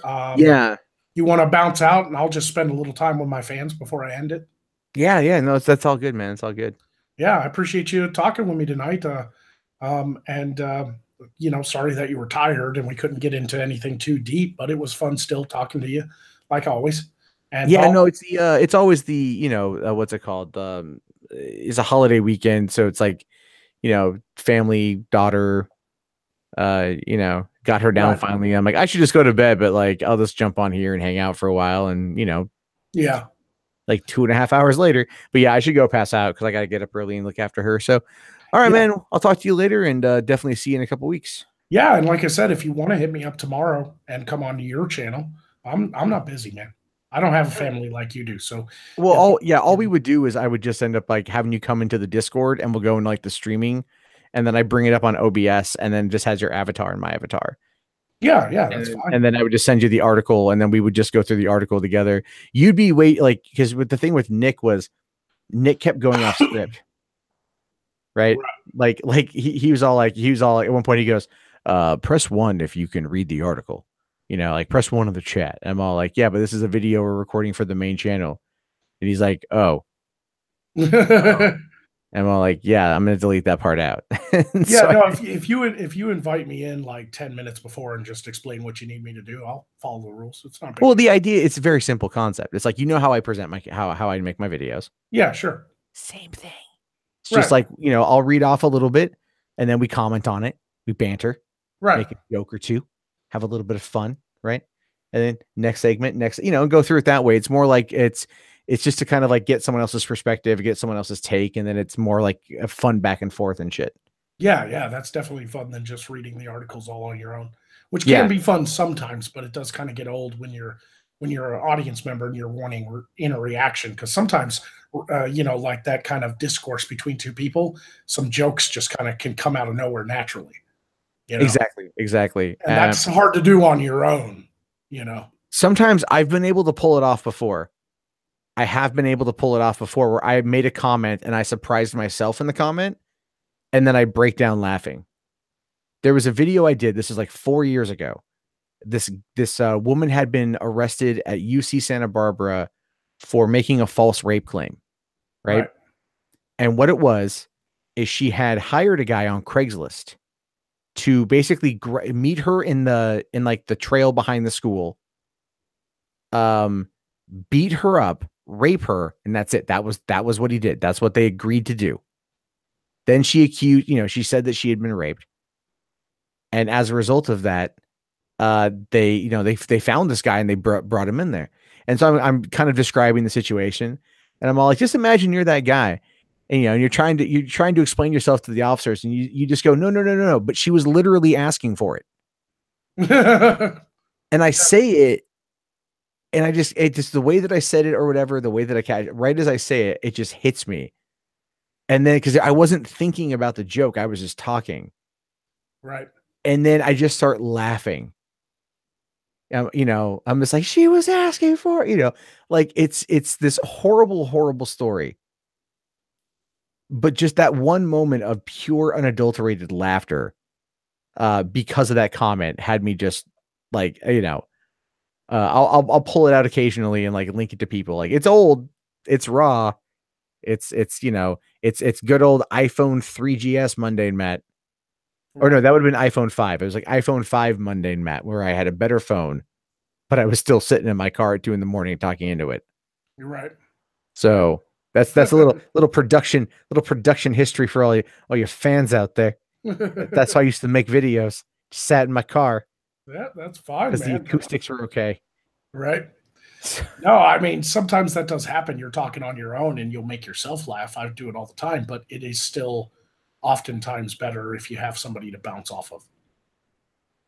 Oh yeah, no, I You know? totally, 100%. All right, man. Yeah. I'll let you go. You go do your thing. I'm gonna go. Yeah, man. Enjoy your night. Have a good night's sleep, man. All right, man. I'll talk to you later. Bye, everyone. Goodbye. Bye.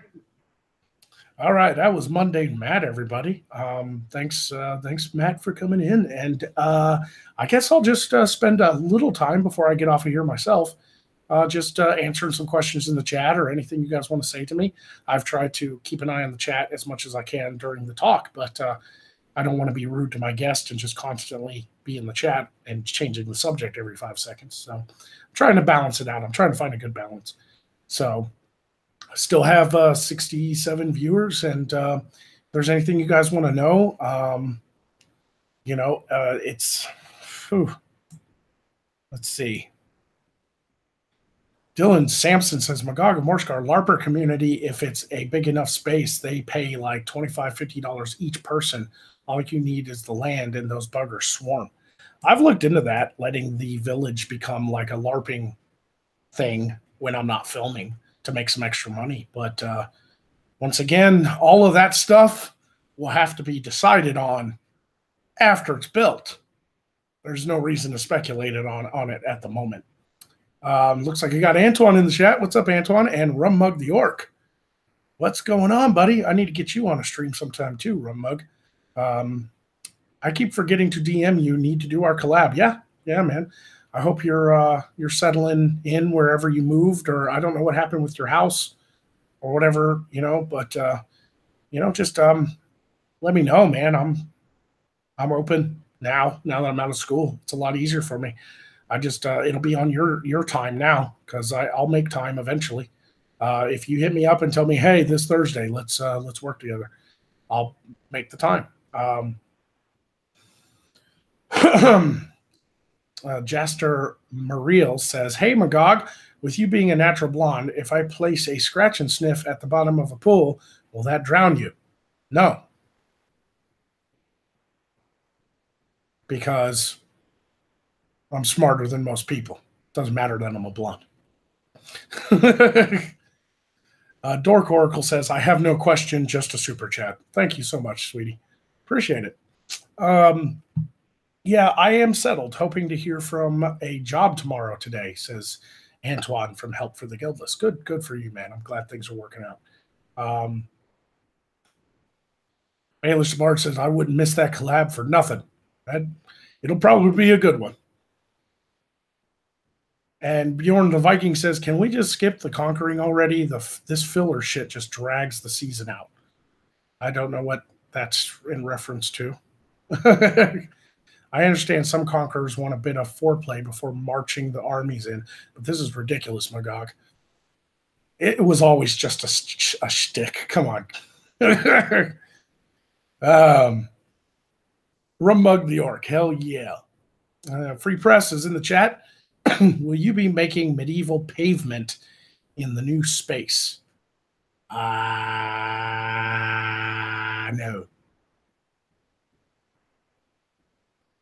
I have no idea. I'm going to work that out when not inside the studio. The studio is going to be for a lot of like more indoor sets and stuff. I doubt I'll film anything that actually looks at the floor, but adding like cobblestone roads and stuff to the village eventually would be real interesting. I think that'd be kind of cool. Will you be bringing side quests now that you're done with school? Yes, Radio Freedom. That has been mentioned in many live streams before, but if you're new to the show, I am starting side quest back up in June. I think mid-June sometime. We have to wait for one of the co-hosts to get back from a trip. But I've got 2 new co-hosts, as well as Beerbarian. And we're going to start side quest again real soon. I've got to put together the new intro, and I've got to finish the overlays, but they're mostly done.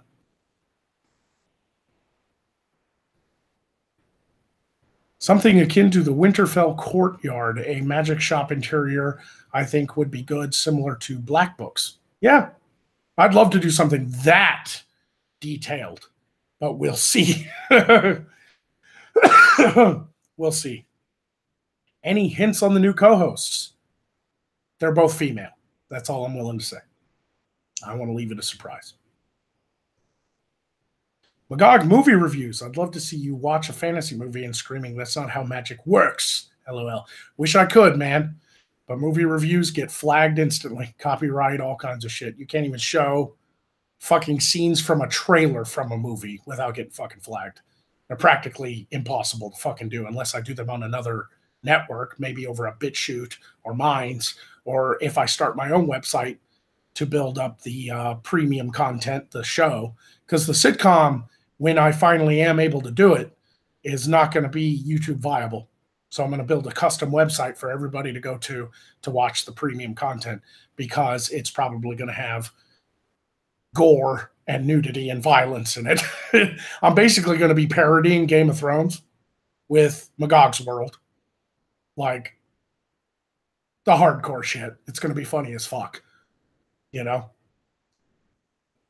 I don't think I'd possibly want to do this show if I couldn't show fucking wenches with huge tits. It's not the only reason I'm doing it, but it's definitely a plus. Game of boobies. Yeah, exactly.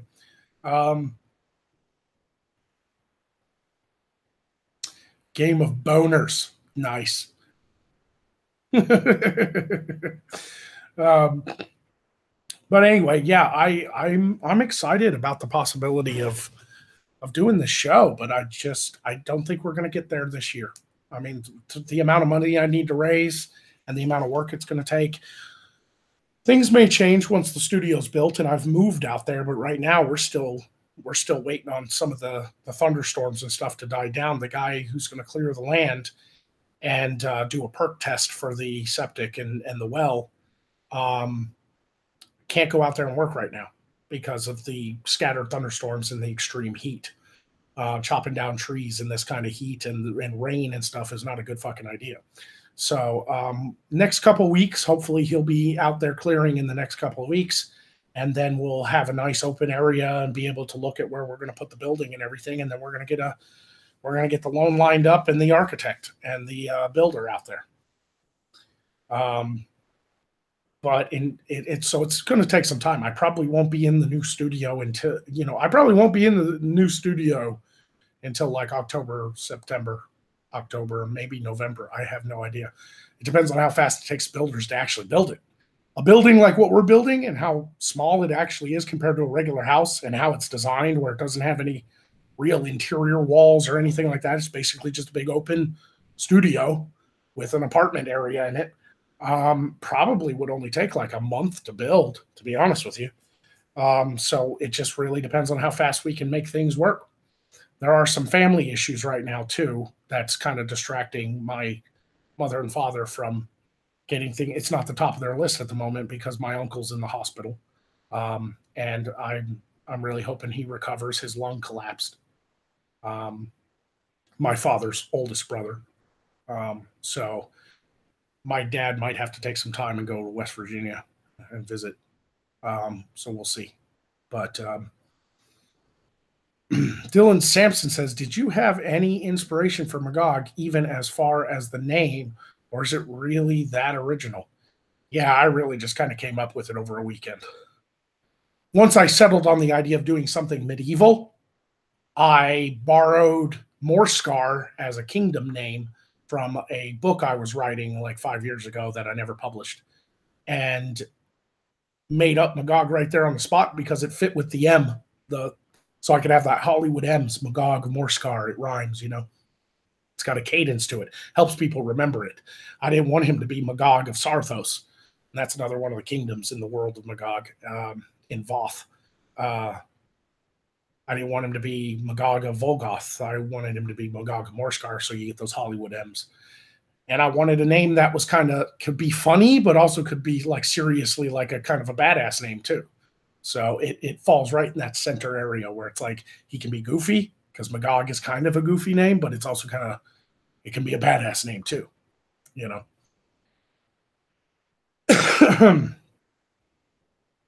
And the lore, yeah, Baelish the Bard. Some of the lore is interesting for sure, but I'm going to do it properly. But once again, I have to wait till the studio's built because I need the space to do the art.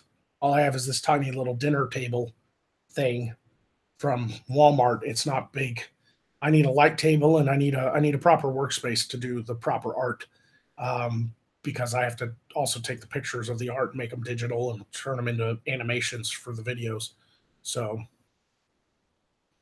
um, Rabbi VJ says, "Hey Magog, what branch did you serve, and what did you get out as? And thank you for your service. Appreciate it, man. I was in the Air Force. I was 2T1, vehicle operations, transportation, and I was a senior airman when I left the military.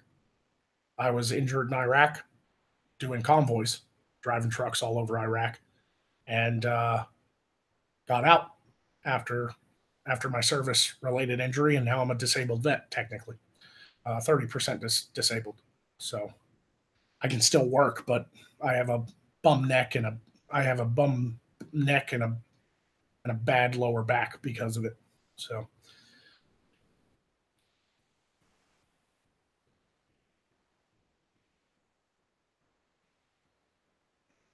Brockus says, "Why can't you quit Zell?" I don't know, something about it.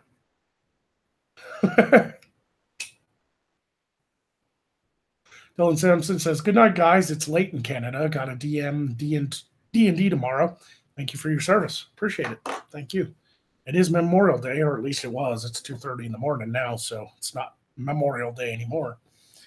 I always love Memorial Day driving around too because it's like the first holiday of the actual summer, and the weekend of Memorial Day, the tents start going up on the side of the roads. These big tents. They start putting up these big tents, and you know what's coming because those tents will be filled with fireworks for sale. Right after Memorial Weekend, they start selling fireworks everywhere, man. It's great. Fucking love the South, man. If I can get moved out to the land earlier, I'd love to go spend 4th of July out on the land and fire off fireworks and shit because it's out in the county. I'm allowed to do it out there. Ranger says, "Does Morscar have an Air Force? Dragon Riders, maybe?" Not really. I'm not saying it's impossible to ride on a dragon, but in the lore that I've written, dragons do not like people riding on them. They're very independent creatures. Bjorn the Viking says, "Do you have any friends in the other branches of the military?" Not anymore. I had a friend who served in the Navy. I had a friend who was a Marine, but they've gotten out too. So technically, they're not in still. But no, most of my military buddies are from my Air Force days. Asterisk Lore says, "I wonder how big of a community is World Builders these days. Might get more people once you do the lore videos. Probably. I'd love to find out if the lore videos are popular or not, but we'll have to find out. And lore is complicated too because I want to make sure whatever I put in a video that it's written properly and that I'm willing to keep it. Because once you do a lore video and establish that lore, you can't make changes. You know." Yes, exactly. Once a Marine, always Marine. And that is true, but at the same time, I always like to say once a serviceman, always a serviceman. Because, man, once you're in the military, it doesn't matter if you did 4 years or 20 years, it changes you. When you get out, no matter when you get out, there's a part of you that the military put in you that never goes away. So, happy Memorial Day. Thank you for your service. Thank you. Thank you. That's very, very true, Magog. Yes. Yes, it is. Very much so. I found a picture of I showed it on another stream, but I found that picture I had. It was buried away in all my military stuff, and I found it digging for something else. And now it's God looking at it. It's like Jesus. I look like a kid, man. I found a picture of me shaking hands with President Bush, and it was like, God, I'm young. Jesus. You guys want to see it? You guys want to see me shaking hands with President Bush?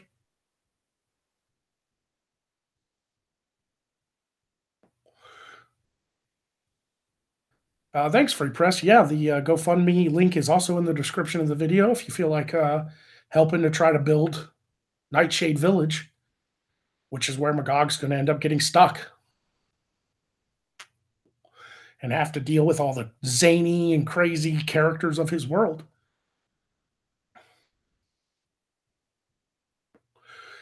Looks like everybody's typing yeses. I guess you guys want to see See the really young me. I had glasses because I hadn't got my LASIK yet. And I was still just I think I was an A1C. Was I nope, I was an airman, single stripe. Single stripe. There I am. Look at me. And there's my little one stripe, and there's George W.'s. Right there. Look at how young I look. Look at me. Jesus, that was a long time ago. And here's the joint picture, me and my team. And there I am right there. Try to get the glare off of it. That's me. You know? And there's my buddies from England. And see, I got George W.'s signature. They sent him out. They sent these pictures off to the White House after he visited, and about a month later, they sent them back signed by him. So, yep. Yeah, it's hard to recognize me without the beard. That's very true. And I gained a little weight in the cheeks. Got a little older. I wonder if President Bush knew he was shaking hands with Magog. I wasn't exactly Magog back in 2007. 2008, sorry. I joined in 2007, but it was October. By the time I got done with basic and tech school, I didn't get to England until after Christmas Exodus. So early 2008, I landed in RAF Mildenhall, England, and started my job there. And about 3 or 4 months later, after my training and stuff, I started actually driving and picking up air crews and stuff. And Air Force One landed, and I got to take a van out there and take the air crew down to the shopette and everything. And once I dropped the air crew back off, President got off the plane and met us. It was just the way it was. Let's see. Brian Yoder says, won't it have to be the village of New Magog? Didn't the village get blown up by the booby trapped statue? You're referring to the Magog reanimated. It's not the same village. The village outside of his tower is not the same village. That's just kind of a running joke for the show. In the series, Magog is actually going to lose his wizard tower and lose everything he has.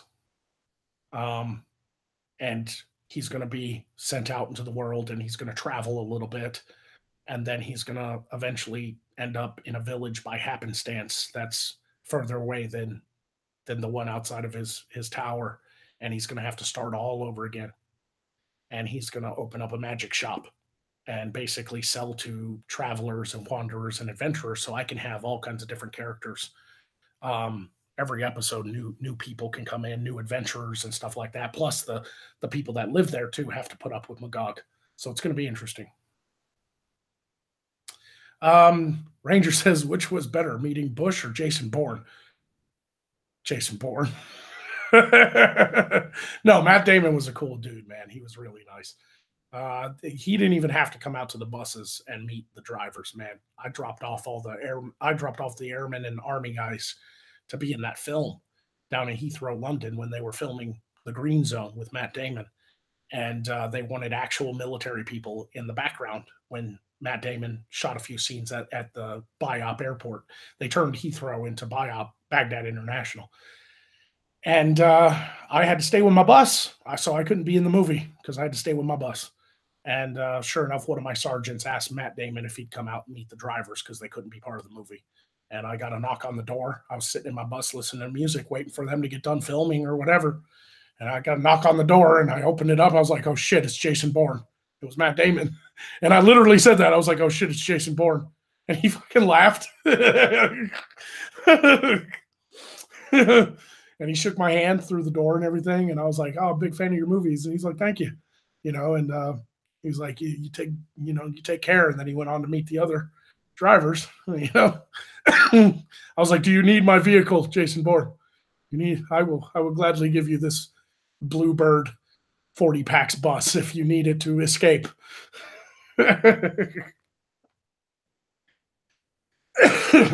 Magog behind the magic. Yeah, that's I wanted to do just beyond Magog for my out of character streams, but behind the magic is going to be the Magog behind the magic is actually going to be the behind the scenes of the sitcom when I go to film it. If it ever happens, it might be too big of a dream. Who knows? Rummug the Orc asks, "How did you get injured? A bomb?" No, I never got hit with an IED or an EFP, but I was in North Baghdad, and our convoy was moving through the streets, and they laid down a concrete barrier in the street to stop our convoy. And then all the lights went out, like they cut the power, city lights and everything. I mean, the street lights even went dark. And then our gun truck started reporting movement on rooftops. So we were in a potential kill zone and small arms fire, things like that. So we just drove over that concrete barrier, man. Didn't give a fuck. And I launched my truck over that fucking thing and hit my head on the ceiling of my own truck and compressed my spine and blew a disc in my neck. So, did Beardy say he'd be moving to you at some point for the sitcom? Yeah, he's going to come down. Beardy's a huge part of the show. He's basically going to be Magog's unwilling sidekick. So Beardy's probably going to come down and live with me for about 3 or 4 months out of the year to film. Because he's also kind of the co-producer and co-director and everything. He's a business partner. So me and Beardy have a really good working relationship. We're also going to start doing more collabs on like the YouTube channels as well, not just the sitcom eventually. We're hoping that he can come down at least for a few weeks at a time, starting sometime this year, and just film some fun in-person episodes with Magog. Antoine says, "I'm going to bed. You are awesome, man. I can't wait for this sitcom. I'll be in touch." Yeah, we'll see what happens. Since I launched the GoFundMe, I realized how almost impossible the goal will be to meet, because the 10,000 I have it set at right now isn't even close to what I need to do the actual sitcom. So I'm trying not to get people too hyped up about it, because it might not happen. Because no matter how many people I have watching my show and how many fans I have, asking for money is not an easy thing to do in somebody, especially in a position of somebody like me, who's I've always just done things on my own, and it's really hard for me to just ask for money. And I already am so thankful to my patrons who keep me going and keep me being able to do this full time. But it's really hard for me to realize that and be humble and not, feel weird. And I still feel weird. Asking for money is not easy, especially if it's not for like a real tragedy. Like Beardy was able to raise like 7,000 because he was about to be put out on the streets. Like he was about to be homeless. So people, of course, wanted to help with that. This is more like, hey, give me money to build a better show. And I think a lot of people already like the show how it is, and so they're not donating. And that's fine. I just don't want people to get too much of their hopes up. I will do the best show that I possibly can with the money I have coming in, period.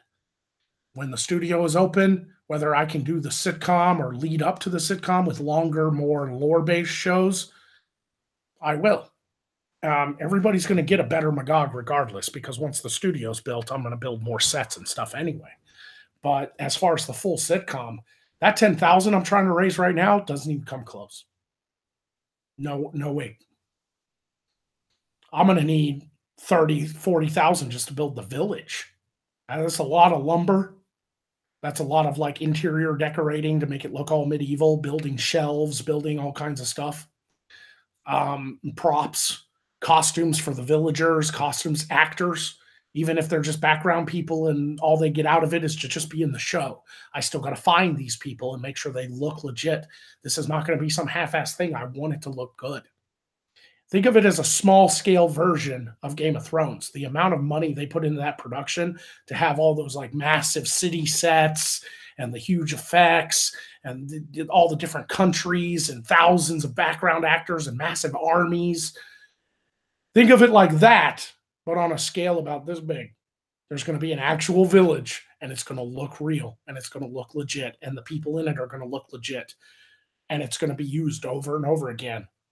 So it's a very, very small scale, but the scale is only a part of it. It's, even though it's small, it's going to be highly detailed, because there's no point in doing a fantasy medieval drama comedy where you can like see the zipper on somebody's fucking clothing, or there's like a fucking You know, you know, I've already made that mistake once in my last video. I totally didn't know there was a barcode under the cup because it came with a barcode around the neck. I thought that was it. It didn't even dawn on me to check the underneath of that cup. And I didn't even see it until I was editing. And then I was like, fuck, I'm not reshooting all this shit again. Hopefully nobody will notice. I was wrong. People noticed. And that's fine for the regular YouTube show. I do the best I can. But it was a valuable lesson. Now I know to check the bottoms of shit. Because I don't want that happening in the sitcom. I want people to immerse themselves, even though it's a comedy drama, action drama. I want them to be like, this is more Scar. This is more Scar. It doesn't break my immersion at all, you know? Even if I just paint over footage to add a mountain or whatever, I don't know what he's talking about. Well, if you need help with painting, oh, okay, yeah. No, there's going to be a huge digital artist part of it too. I'm going to need people who know how to kind of paint in a scene or something like that on footage, you know, which I can do a lot of too, but I'm going to need some help when it comes to the show. I'm definitely going to need somebody that can do the camera work as well as help me edit. Because we are going to eventually build up, hopefully I build up enough money, as in like, you know, like money raised and fans buying merchandise and all that stuff, to be able to actually one day also add CGI effects, proper CGI effects. Now, the Magog will have basic magic effects in the show and for comedy purposes and stuff like that. But one day I really would like a full 3D dragon, you know, that Magog talks to and shit, you know, fucking Rufus, you know. Deep Purple says, I can't wait. It's probably going to be a long time. I'm sorry, but I'm not raising the funds. It's probably not going to really happen that quickly. But I am not going to stop working until it does happen. I really want to do this show. So some rendition of the show will be done eventually. I'm going to get Bearbarian down here, and him and Magog are going to go on adventures. I'm going to have some of my friends dress as barbarians, bandits, or something to attack Magog and Beardy. We're going to have fun, and we're going to start building it slow. But eventually, the purpose is to build the Nightshade Village and to actually introduce other characters that are going to interact with Magog on a regular basis, like a sitcom.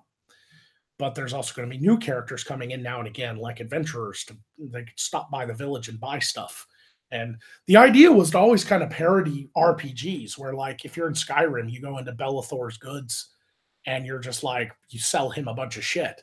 And he's just some character you just sell stuff to because you're the Dragonborn. You're the main character. What if you did a show that wasn't about the Dragonborn? It was about the guy he buys and sells shit to. and to me, that kind of juxtaposition is funny because Magog is also somebody who gets dragged into shit he doesn't want to be a part of, but he's actually kind of powerful and very helpful sometimes, but on his own terms.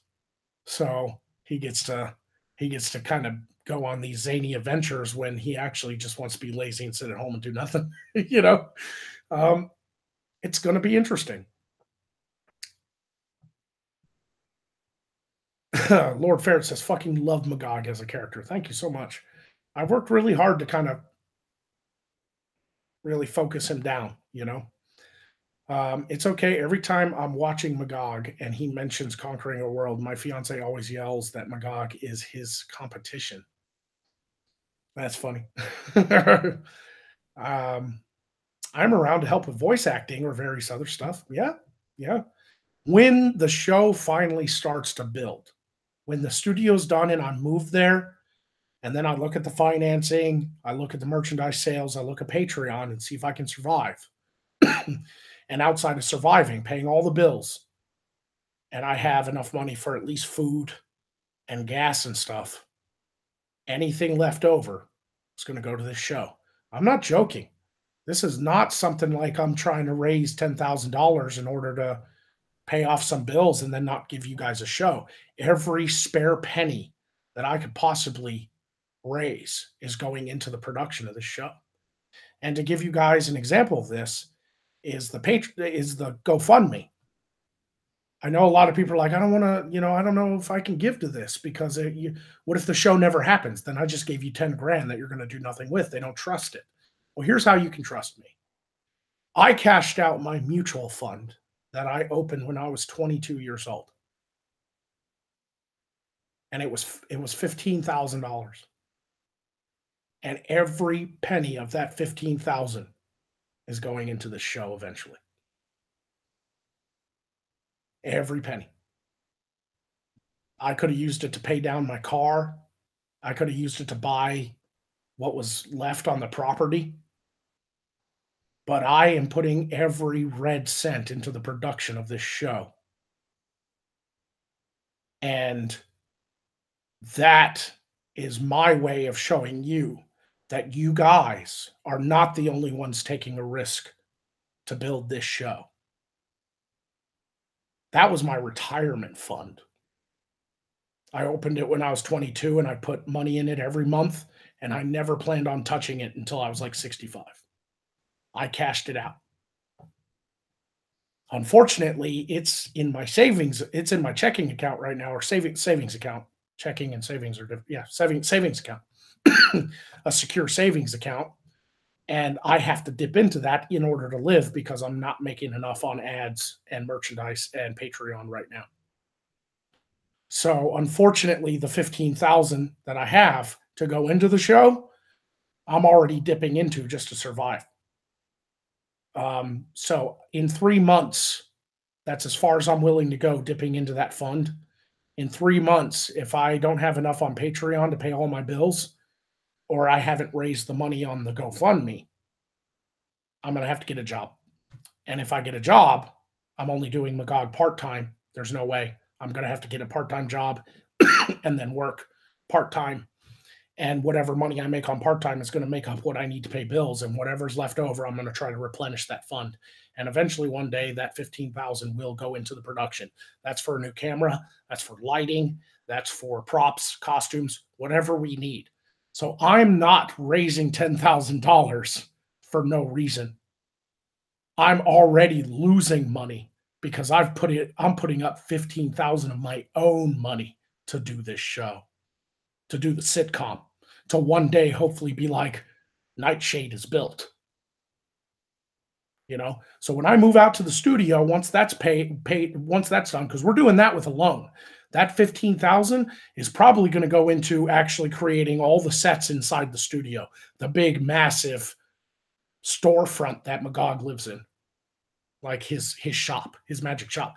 The show, as you see it now with him in the Wizard Tower, when I move to the studio, something's going to happen to Magog, and he's going to end up at his parents' old magic shop in Nightshade. And so the new studio is going to be 3 walls of Magog's new home. So even when I'm doing like an SJW response video, I'll be able to fully use different parts of that set, and Magog could actually stand up. He can walk around. He can be doing different things. He can be at his alchemy table mixing things. He can be at his enchanting table going, you're a dumbass. I want to be able to interact with the environment and really give everybody a good show. So that 15,000 is really going to go into a lot to create that. So Antoine dropped 20. I appreciate it, man. He says, for the More Scar Fund, worship him. I appreciate that, man. If you guys want to give to the fund, I'd much appreciate it over at the GoFundMe. Link is in the description, because GoFundMe doesn't take as much as YouTube. YouTube takes 30%. So JTRW gives $10. You will win. You've got the internet by the balls. Doesn't feel like it sometimes. Man, sometimes I worry about the future of my channel. Hell, they got Bearing, and he had 500,000 subscribers, and they still were like fucking gone. Imagine what's going to happen to me when one of these SJWs finally gets a thorn up their fucking ass and comes after me. Starts flagging my videos for hate speech. Will Glitterball's bones be buried in the backyard? God, y'all are some hardcore fans up in here. You're remembering all the damn jokes. I'm sure. Yeah, I might do that as a joke. Is like once the studio's built, I'll put a fake tombstone out that says glitter balls on it. And one episode, Magog will be at the gravestone, like, I miss you, my dear glitter balls. I miss you.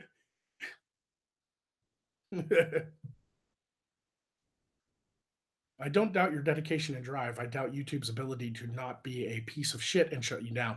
Very good point, Bjorn.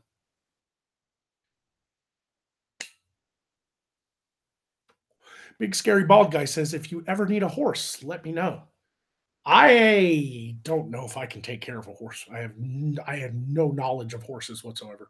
I'd love to have a few horses in the show because they had horses back then, and it would be a great aesthetic to have, somebody ride through the village on a horse while my dog's talking with Beard Barian and they're walking down Main Street, as a pleasing aesthetic. But I know dick all about taking care of horses. And maybe I can just have like one of the local ranchers bring a horse by for like $100 and ride it through town wearing medieval gear or something for me.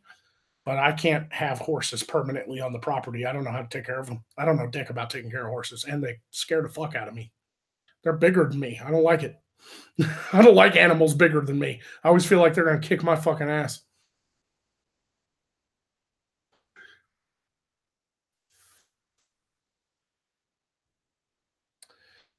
Code Connection says you might raise more money crowdfunding if you proportionally sell shares in your company in exchange for investment capital. Just a thought. I don't know anything about all that. The LLC I have is not a publicly traded company. I don't know what I could possibly give people. What people are giving right now is to build a better show for their own enjoyment. If you could, let's say if 10,000 people gave $1, I'd have the money. And if 10,000 people gave $1, they'd individually be paying $1 to get a better show in the future. That is not a lot of money. You gave me 4 quarters and you got a bigger show 6 months later once I was able to build everything. There's no reason to sell parts of my company off to that. Like you're giving me it's all about the amount of people giving. Some people gave like $100 and I appreciate those people. And I'm going to find a way to offer like backstage passes or something like that for the bigger donors.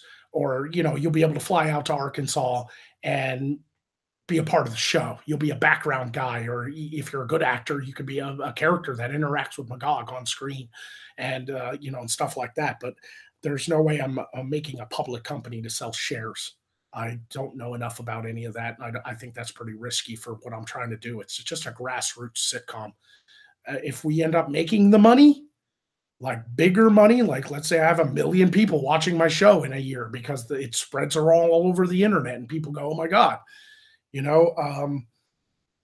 then maybe I might consider upping the production even more and giving bigger rewards or something like that. But I don't think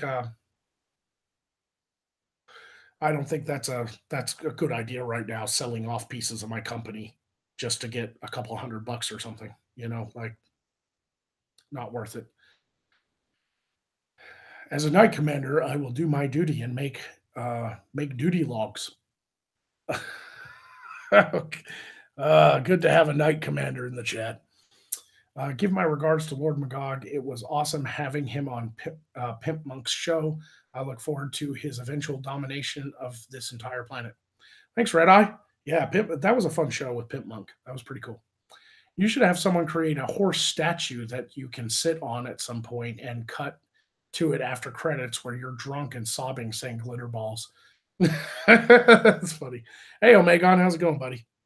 Are you just waking up, or is it so late there that you haven't even gone to bed yet?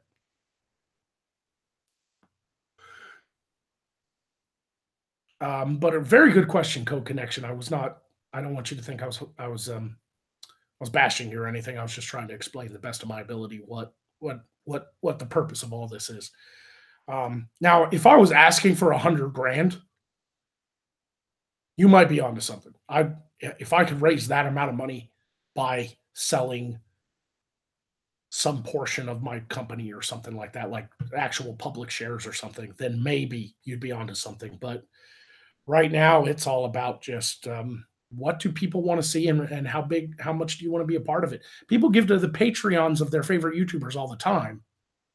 And you go over to like Sargon's channel, he's got like, or Patreon, he's got like 8,000 coming in a month. And that's just from people because they enjoy his show. And he has that many people giving to him. When you have more people, they can all give less. I don't have to rely on a couple people giving me $100 a month. If I could get like 2 or 3,000 people donating $1 or $5 a month, that's not a lot of money to get premium, a premium show and like behind the scenes footage and a Patreon stream every month that they can join and talk with the cast and crew and all this and that. That is not a bad amount of money. I don't need to sell my company to get $5 from individuals. I just have to build the amount of individuals willing to give me the money. You go to Dave Rubin and he makes $31,000 a month on Patreon. $31,000 a month. Jesus Christ. And he's not offering any like buying stakes in the company or any kind of special rewards. That's just people love his show that much and they want to see him survive.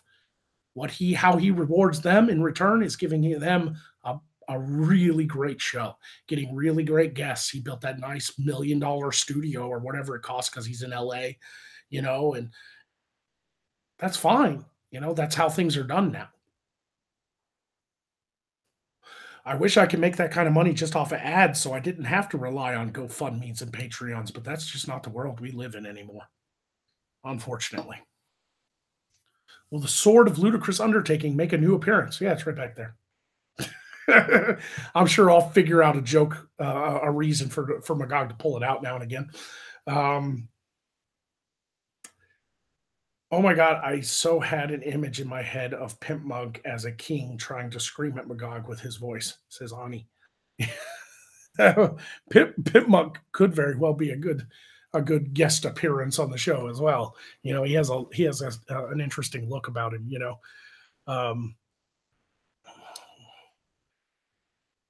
Jaster says, "Get yourself on the corner. Got to make that money."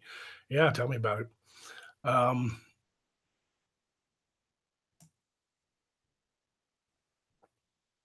Let's see. Have you considered sponsors like Audible or something? Nobody contacts me. I don't get sponsor offers. Well, anyway, it is 3 a.m. So I'll go ahead and I'll answer a few more questions. So I'll give you guys some time to type some stuff, and then I'll be calling it. It is 3 a.m. in the morning, and I got to answer a few messages too. Looks like I might go on to a stream with TJ this weekend, which will be really fun. Now, I get a lot of jokes saying, like, is that TJ in a hood? Everybody thinks I'm TJ Kirk, amazing atheist. And so finally I was all like, dude, we should do a stream and prove we're completely separate people. So hopefully this weekend I can get on TJ's stream. I'm going to message him back and let him know. He asked if I should be in character or out of character, and I haven't made that decision because it depends on the show. If he wants me to come on and just act a fool, I'll be Magog. But if he wants to ask me like genuine questions, like how did you create your character and things like that, I'm going to be out of character. So, Magog, I was about to send you an email. Do you still check Proton Mail? Not as often. I got to get back in there and clean out some of the old messages and stuff. I really fell behind with some of that stuff during school, and it's hard to bounce back.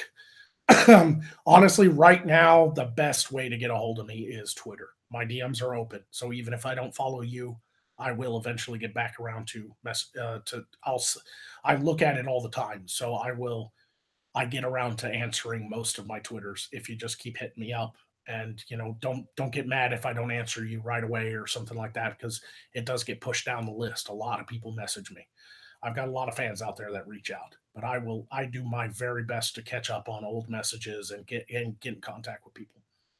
What or who converts currency from Earthrealm to Morscar? Patreon. They do it for you automatically. It's nice. I have to start a Twitter account to do that. I'm sorry, Ranger. I'm sorry. It's just the one I check the most. I will get around to checking the emails. It's just going to take me a little time to get caught up, but I'll get around to it. So Magog use cryptocurrency. Necrocoin. Nice. Necrocoin. I like that. Will TV show be rated R and for wall breaking? Wish you all the best, man. Yeah, it'll definitely be for mature audiences. That's why I plan on creating its own website to show it on. I won't be able to show it on YouTube. And I don't know how fourth wall breaking it is. It depends on the jokes, but it's not going to be heavily fourth wall breaking like Deadpool or something, because I really want it to take place in Magog's world. But there are going to be times when Magog's just going to be like, something's going to be said, and Magog's just going to be like, and just like look at the audience, like, you know. I assume that I am coming in late, almost at the end, but just got home from a shit day and I get to see Magog. Yay. Hey, Desmarie. How you doing, girl? How are you doing for tokens on mines? I've got like one. I spent a lot of what I had boosting my my announcement video in the hopes that people saw it and saw the GoFundMe and everything.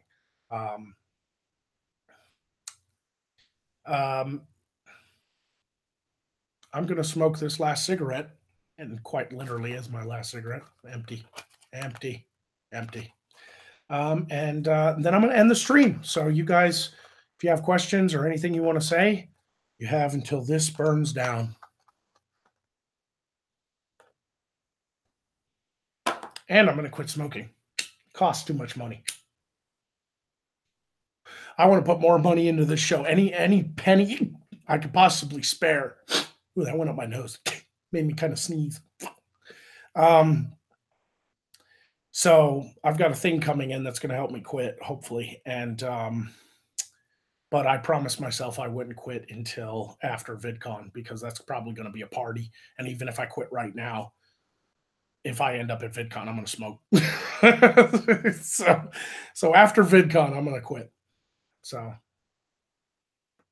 Bjorn the Viking, how do you know TJ Kirk? I don't. I've actually never talked to him on a live stream or in an off air or anything. I've only talked to him on DMs, but I guess he saw some of the stuff I did and followed me on Twitter, and then hit me up, was like, dude, I have to have you on a show sometime. And I was like, totally, man. But we never got around to it because I was in school and had a very strict schedule. But now that I'm out of school, I hit him up earlier tonight and was like, hey, man, you still want to stream sometime? And he finally answered me back and was like, yeah, how about this weekend? So I'll work out the details and then see what happens. $40 for a pack of 40s here. So shit. Yeah, it's expensive habit, man. If you stop smoking, you'll have to gargle broken glass to do the Magog voice. No, it comes naturally. It doesn't even hurt me anymore. I can do it without smoking at all. Yeah, JTRW, that's essentially what it is. I've tried vaping before and it never worked, but I'm really confident this new vaping mod I got is going to work because it feels more like natural smoking to me. It's not some big hunk of metal that I'm like, it's an actual wood pipe. So I'm hoping I can be like anytime I get stressed or whatever. But I'm also going to get nicotine gum. That's really helped me. What were you going to school for? Graphics design. And I've got my associates, and I was 2 semesters into my bachelor's, and then decided, then the GI Bill came to an end, and I decided I didn't want to pay to go to school. I'll get paid to go to school, but I ain't going to pay to go to school. So, good night, folks. Got to crash. See you later, Rum Mug. Thanks for watching, bud. With the right vape, the change is easy. Went from 60 pyros a day to 0 with a vape. Very nice. Very nice. And that was in 2016. Congratulations for making it this long, man. I can't wait to quit either. I'm kind of tired of the smell. And the only reason I started smoking inside, I've always hated smoking inside, but the only reason I started smoking inside was it started getting to be a pain in the ass on streams to get up and go to the back door. So a lot of people have quit my vaping. It just didn't work for me the last time I tried it because it just didn't feel natural. I had this big fucking mod that was like a tank and a fucking battery in it. And it just, I had it carrying around in my pocket so I can vape on it when I wanted, when I was craving, and it was like weighing one side of my pant leg down. Fucking sucked.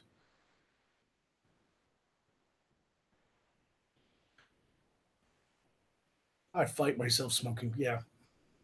One of these days, you guys are going to see streams where I'm not smoking cigarettes. I am going to quit after VidCon. I've made my decision.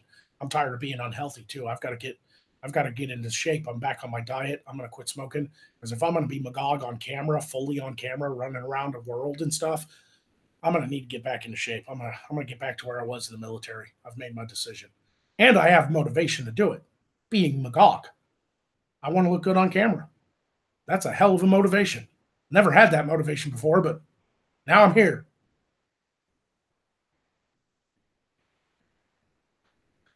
Yeah, I've quit before. Don't get me wrong. I was quit my first like 2 years in the military, and then I went to Iraq. And the first bomb went off, and I was like, "Someone give me a cigarette." Yeah, it's hard to go back to smoking once you quit that. You know, when have I heard that one before? Shut up, Neil. This is actually going to happen though. I have proper motivation. Used to be my motivation was like girls, like I want to start dating again, and girls don't like kissing an ashtray, and that never really worked because dating girls was so stressful. I just went back to smoking. But this is a real good motivation to stop smoking, like being healthy and looking good on camera and living for a long period of time so I can continue to be Magog and bring entertainment and enjoyment to massive amounts of fans and people is a hell of a bigger motivation than just like I'm going to quit because whatever reason. As Neil, you're starting to get into some of my personal shit. Starting to get in my personal shit, bro. So yeah, that's it. Well, I just burned through my last ciggy, and I think that's going to be it. Magog date. I thought he just raised the dead. I wasn't always Magog. All right, everybody. Thanks for coming by. I hope you enjoyed the stream. Just felt like doing it. You know, I mean, I'm going to start doing this more often now that I have a little time on my hands. Cult of Lich with PHP 500. So I'm guessing that's like what, $20 in Filipino money. You should send some video and pictures of your land on mines. I would be willing to throw some money at you to build a set if I could better visualize it. Also, I know YouTube steals 30%, but meh, that's fine. Thank you, Cult of Lich. Yeah, I'll go out there and take some pictures of the land, and I was going to do that anyway. As soon as we start clearing the land and the guy gets out there with the bulldozers and stuff, I was going to go out there and take pictures and keep people updated on the GoFundMe so you guys could see it. So I will. I'll do that this weekend or something. I'll go out there and take some pictures of it. And I'll also get the picture of the land off of Google Maps. You know, the satellite image, and I'll fucking highlight it so you guys can see it, and I'll save that as an image and throw it up there.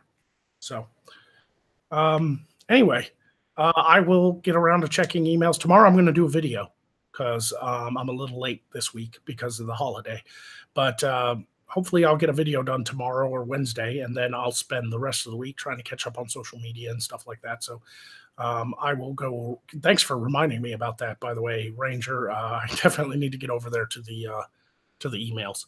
But anyway, you guys have a lovely evening or morning, depending on where you're at. And I will see you guys next time. Thanks for coming by, and thanks for asking such great questions and just being a great fucking audience. You guys are awesome.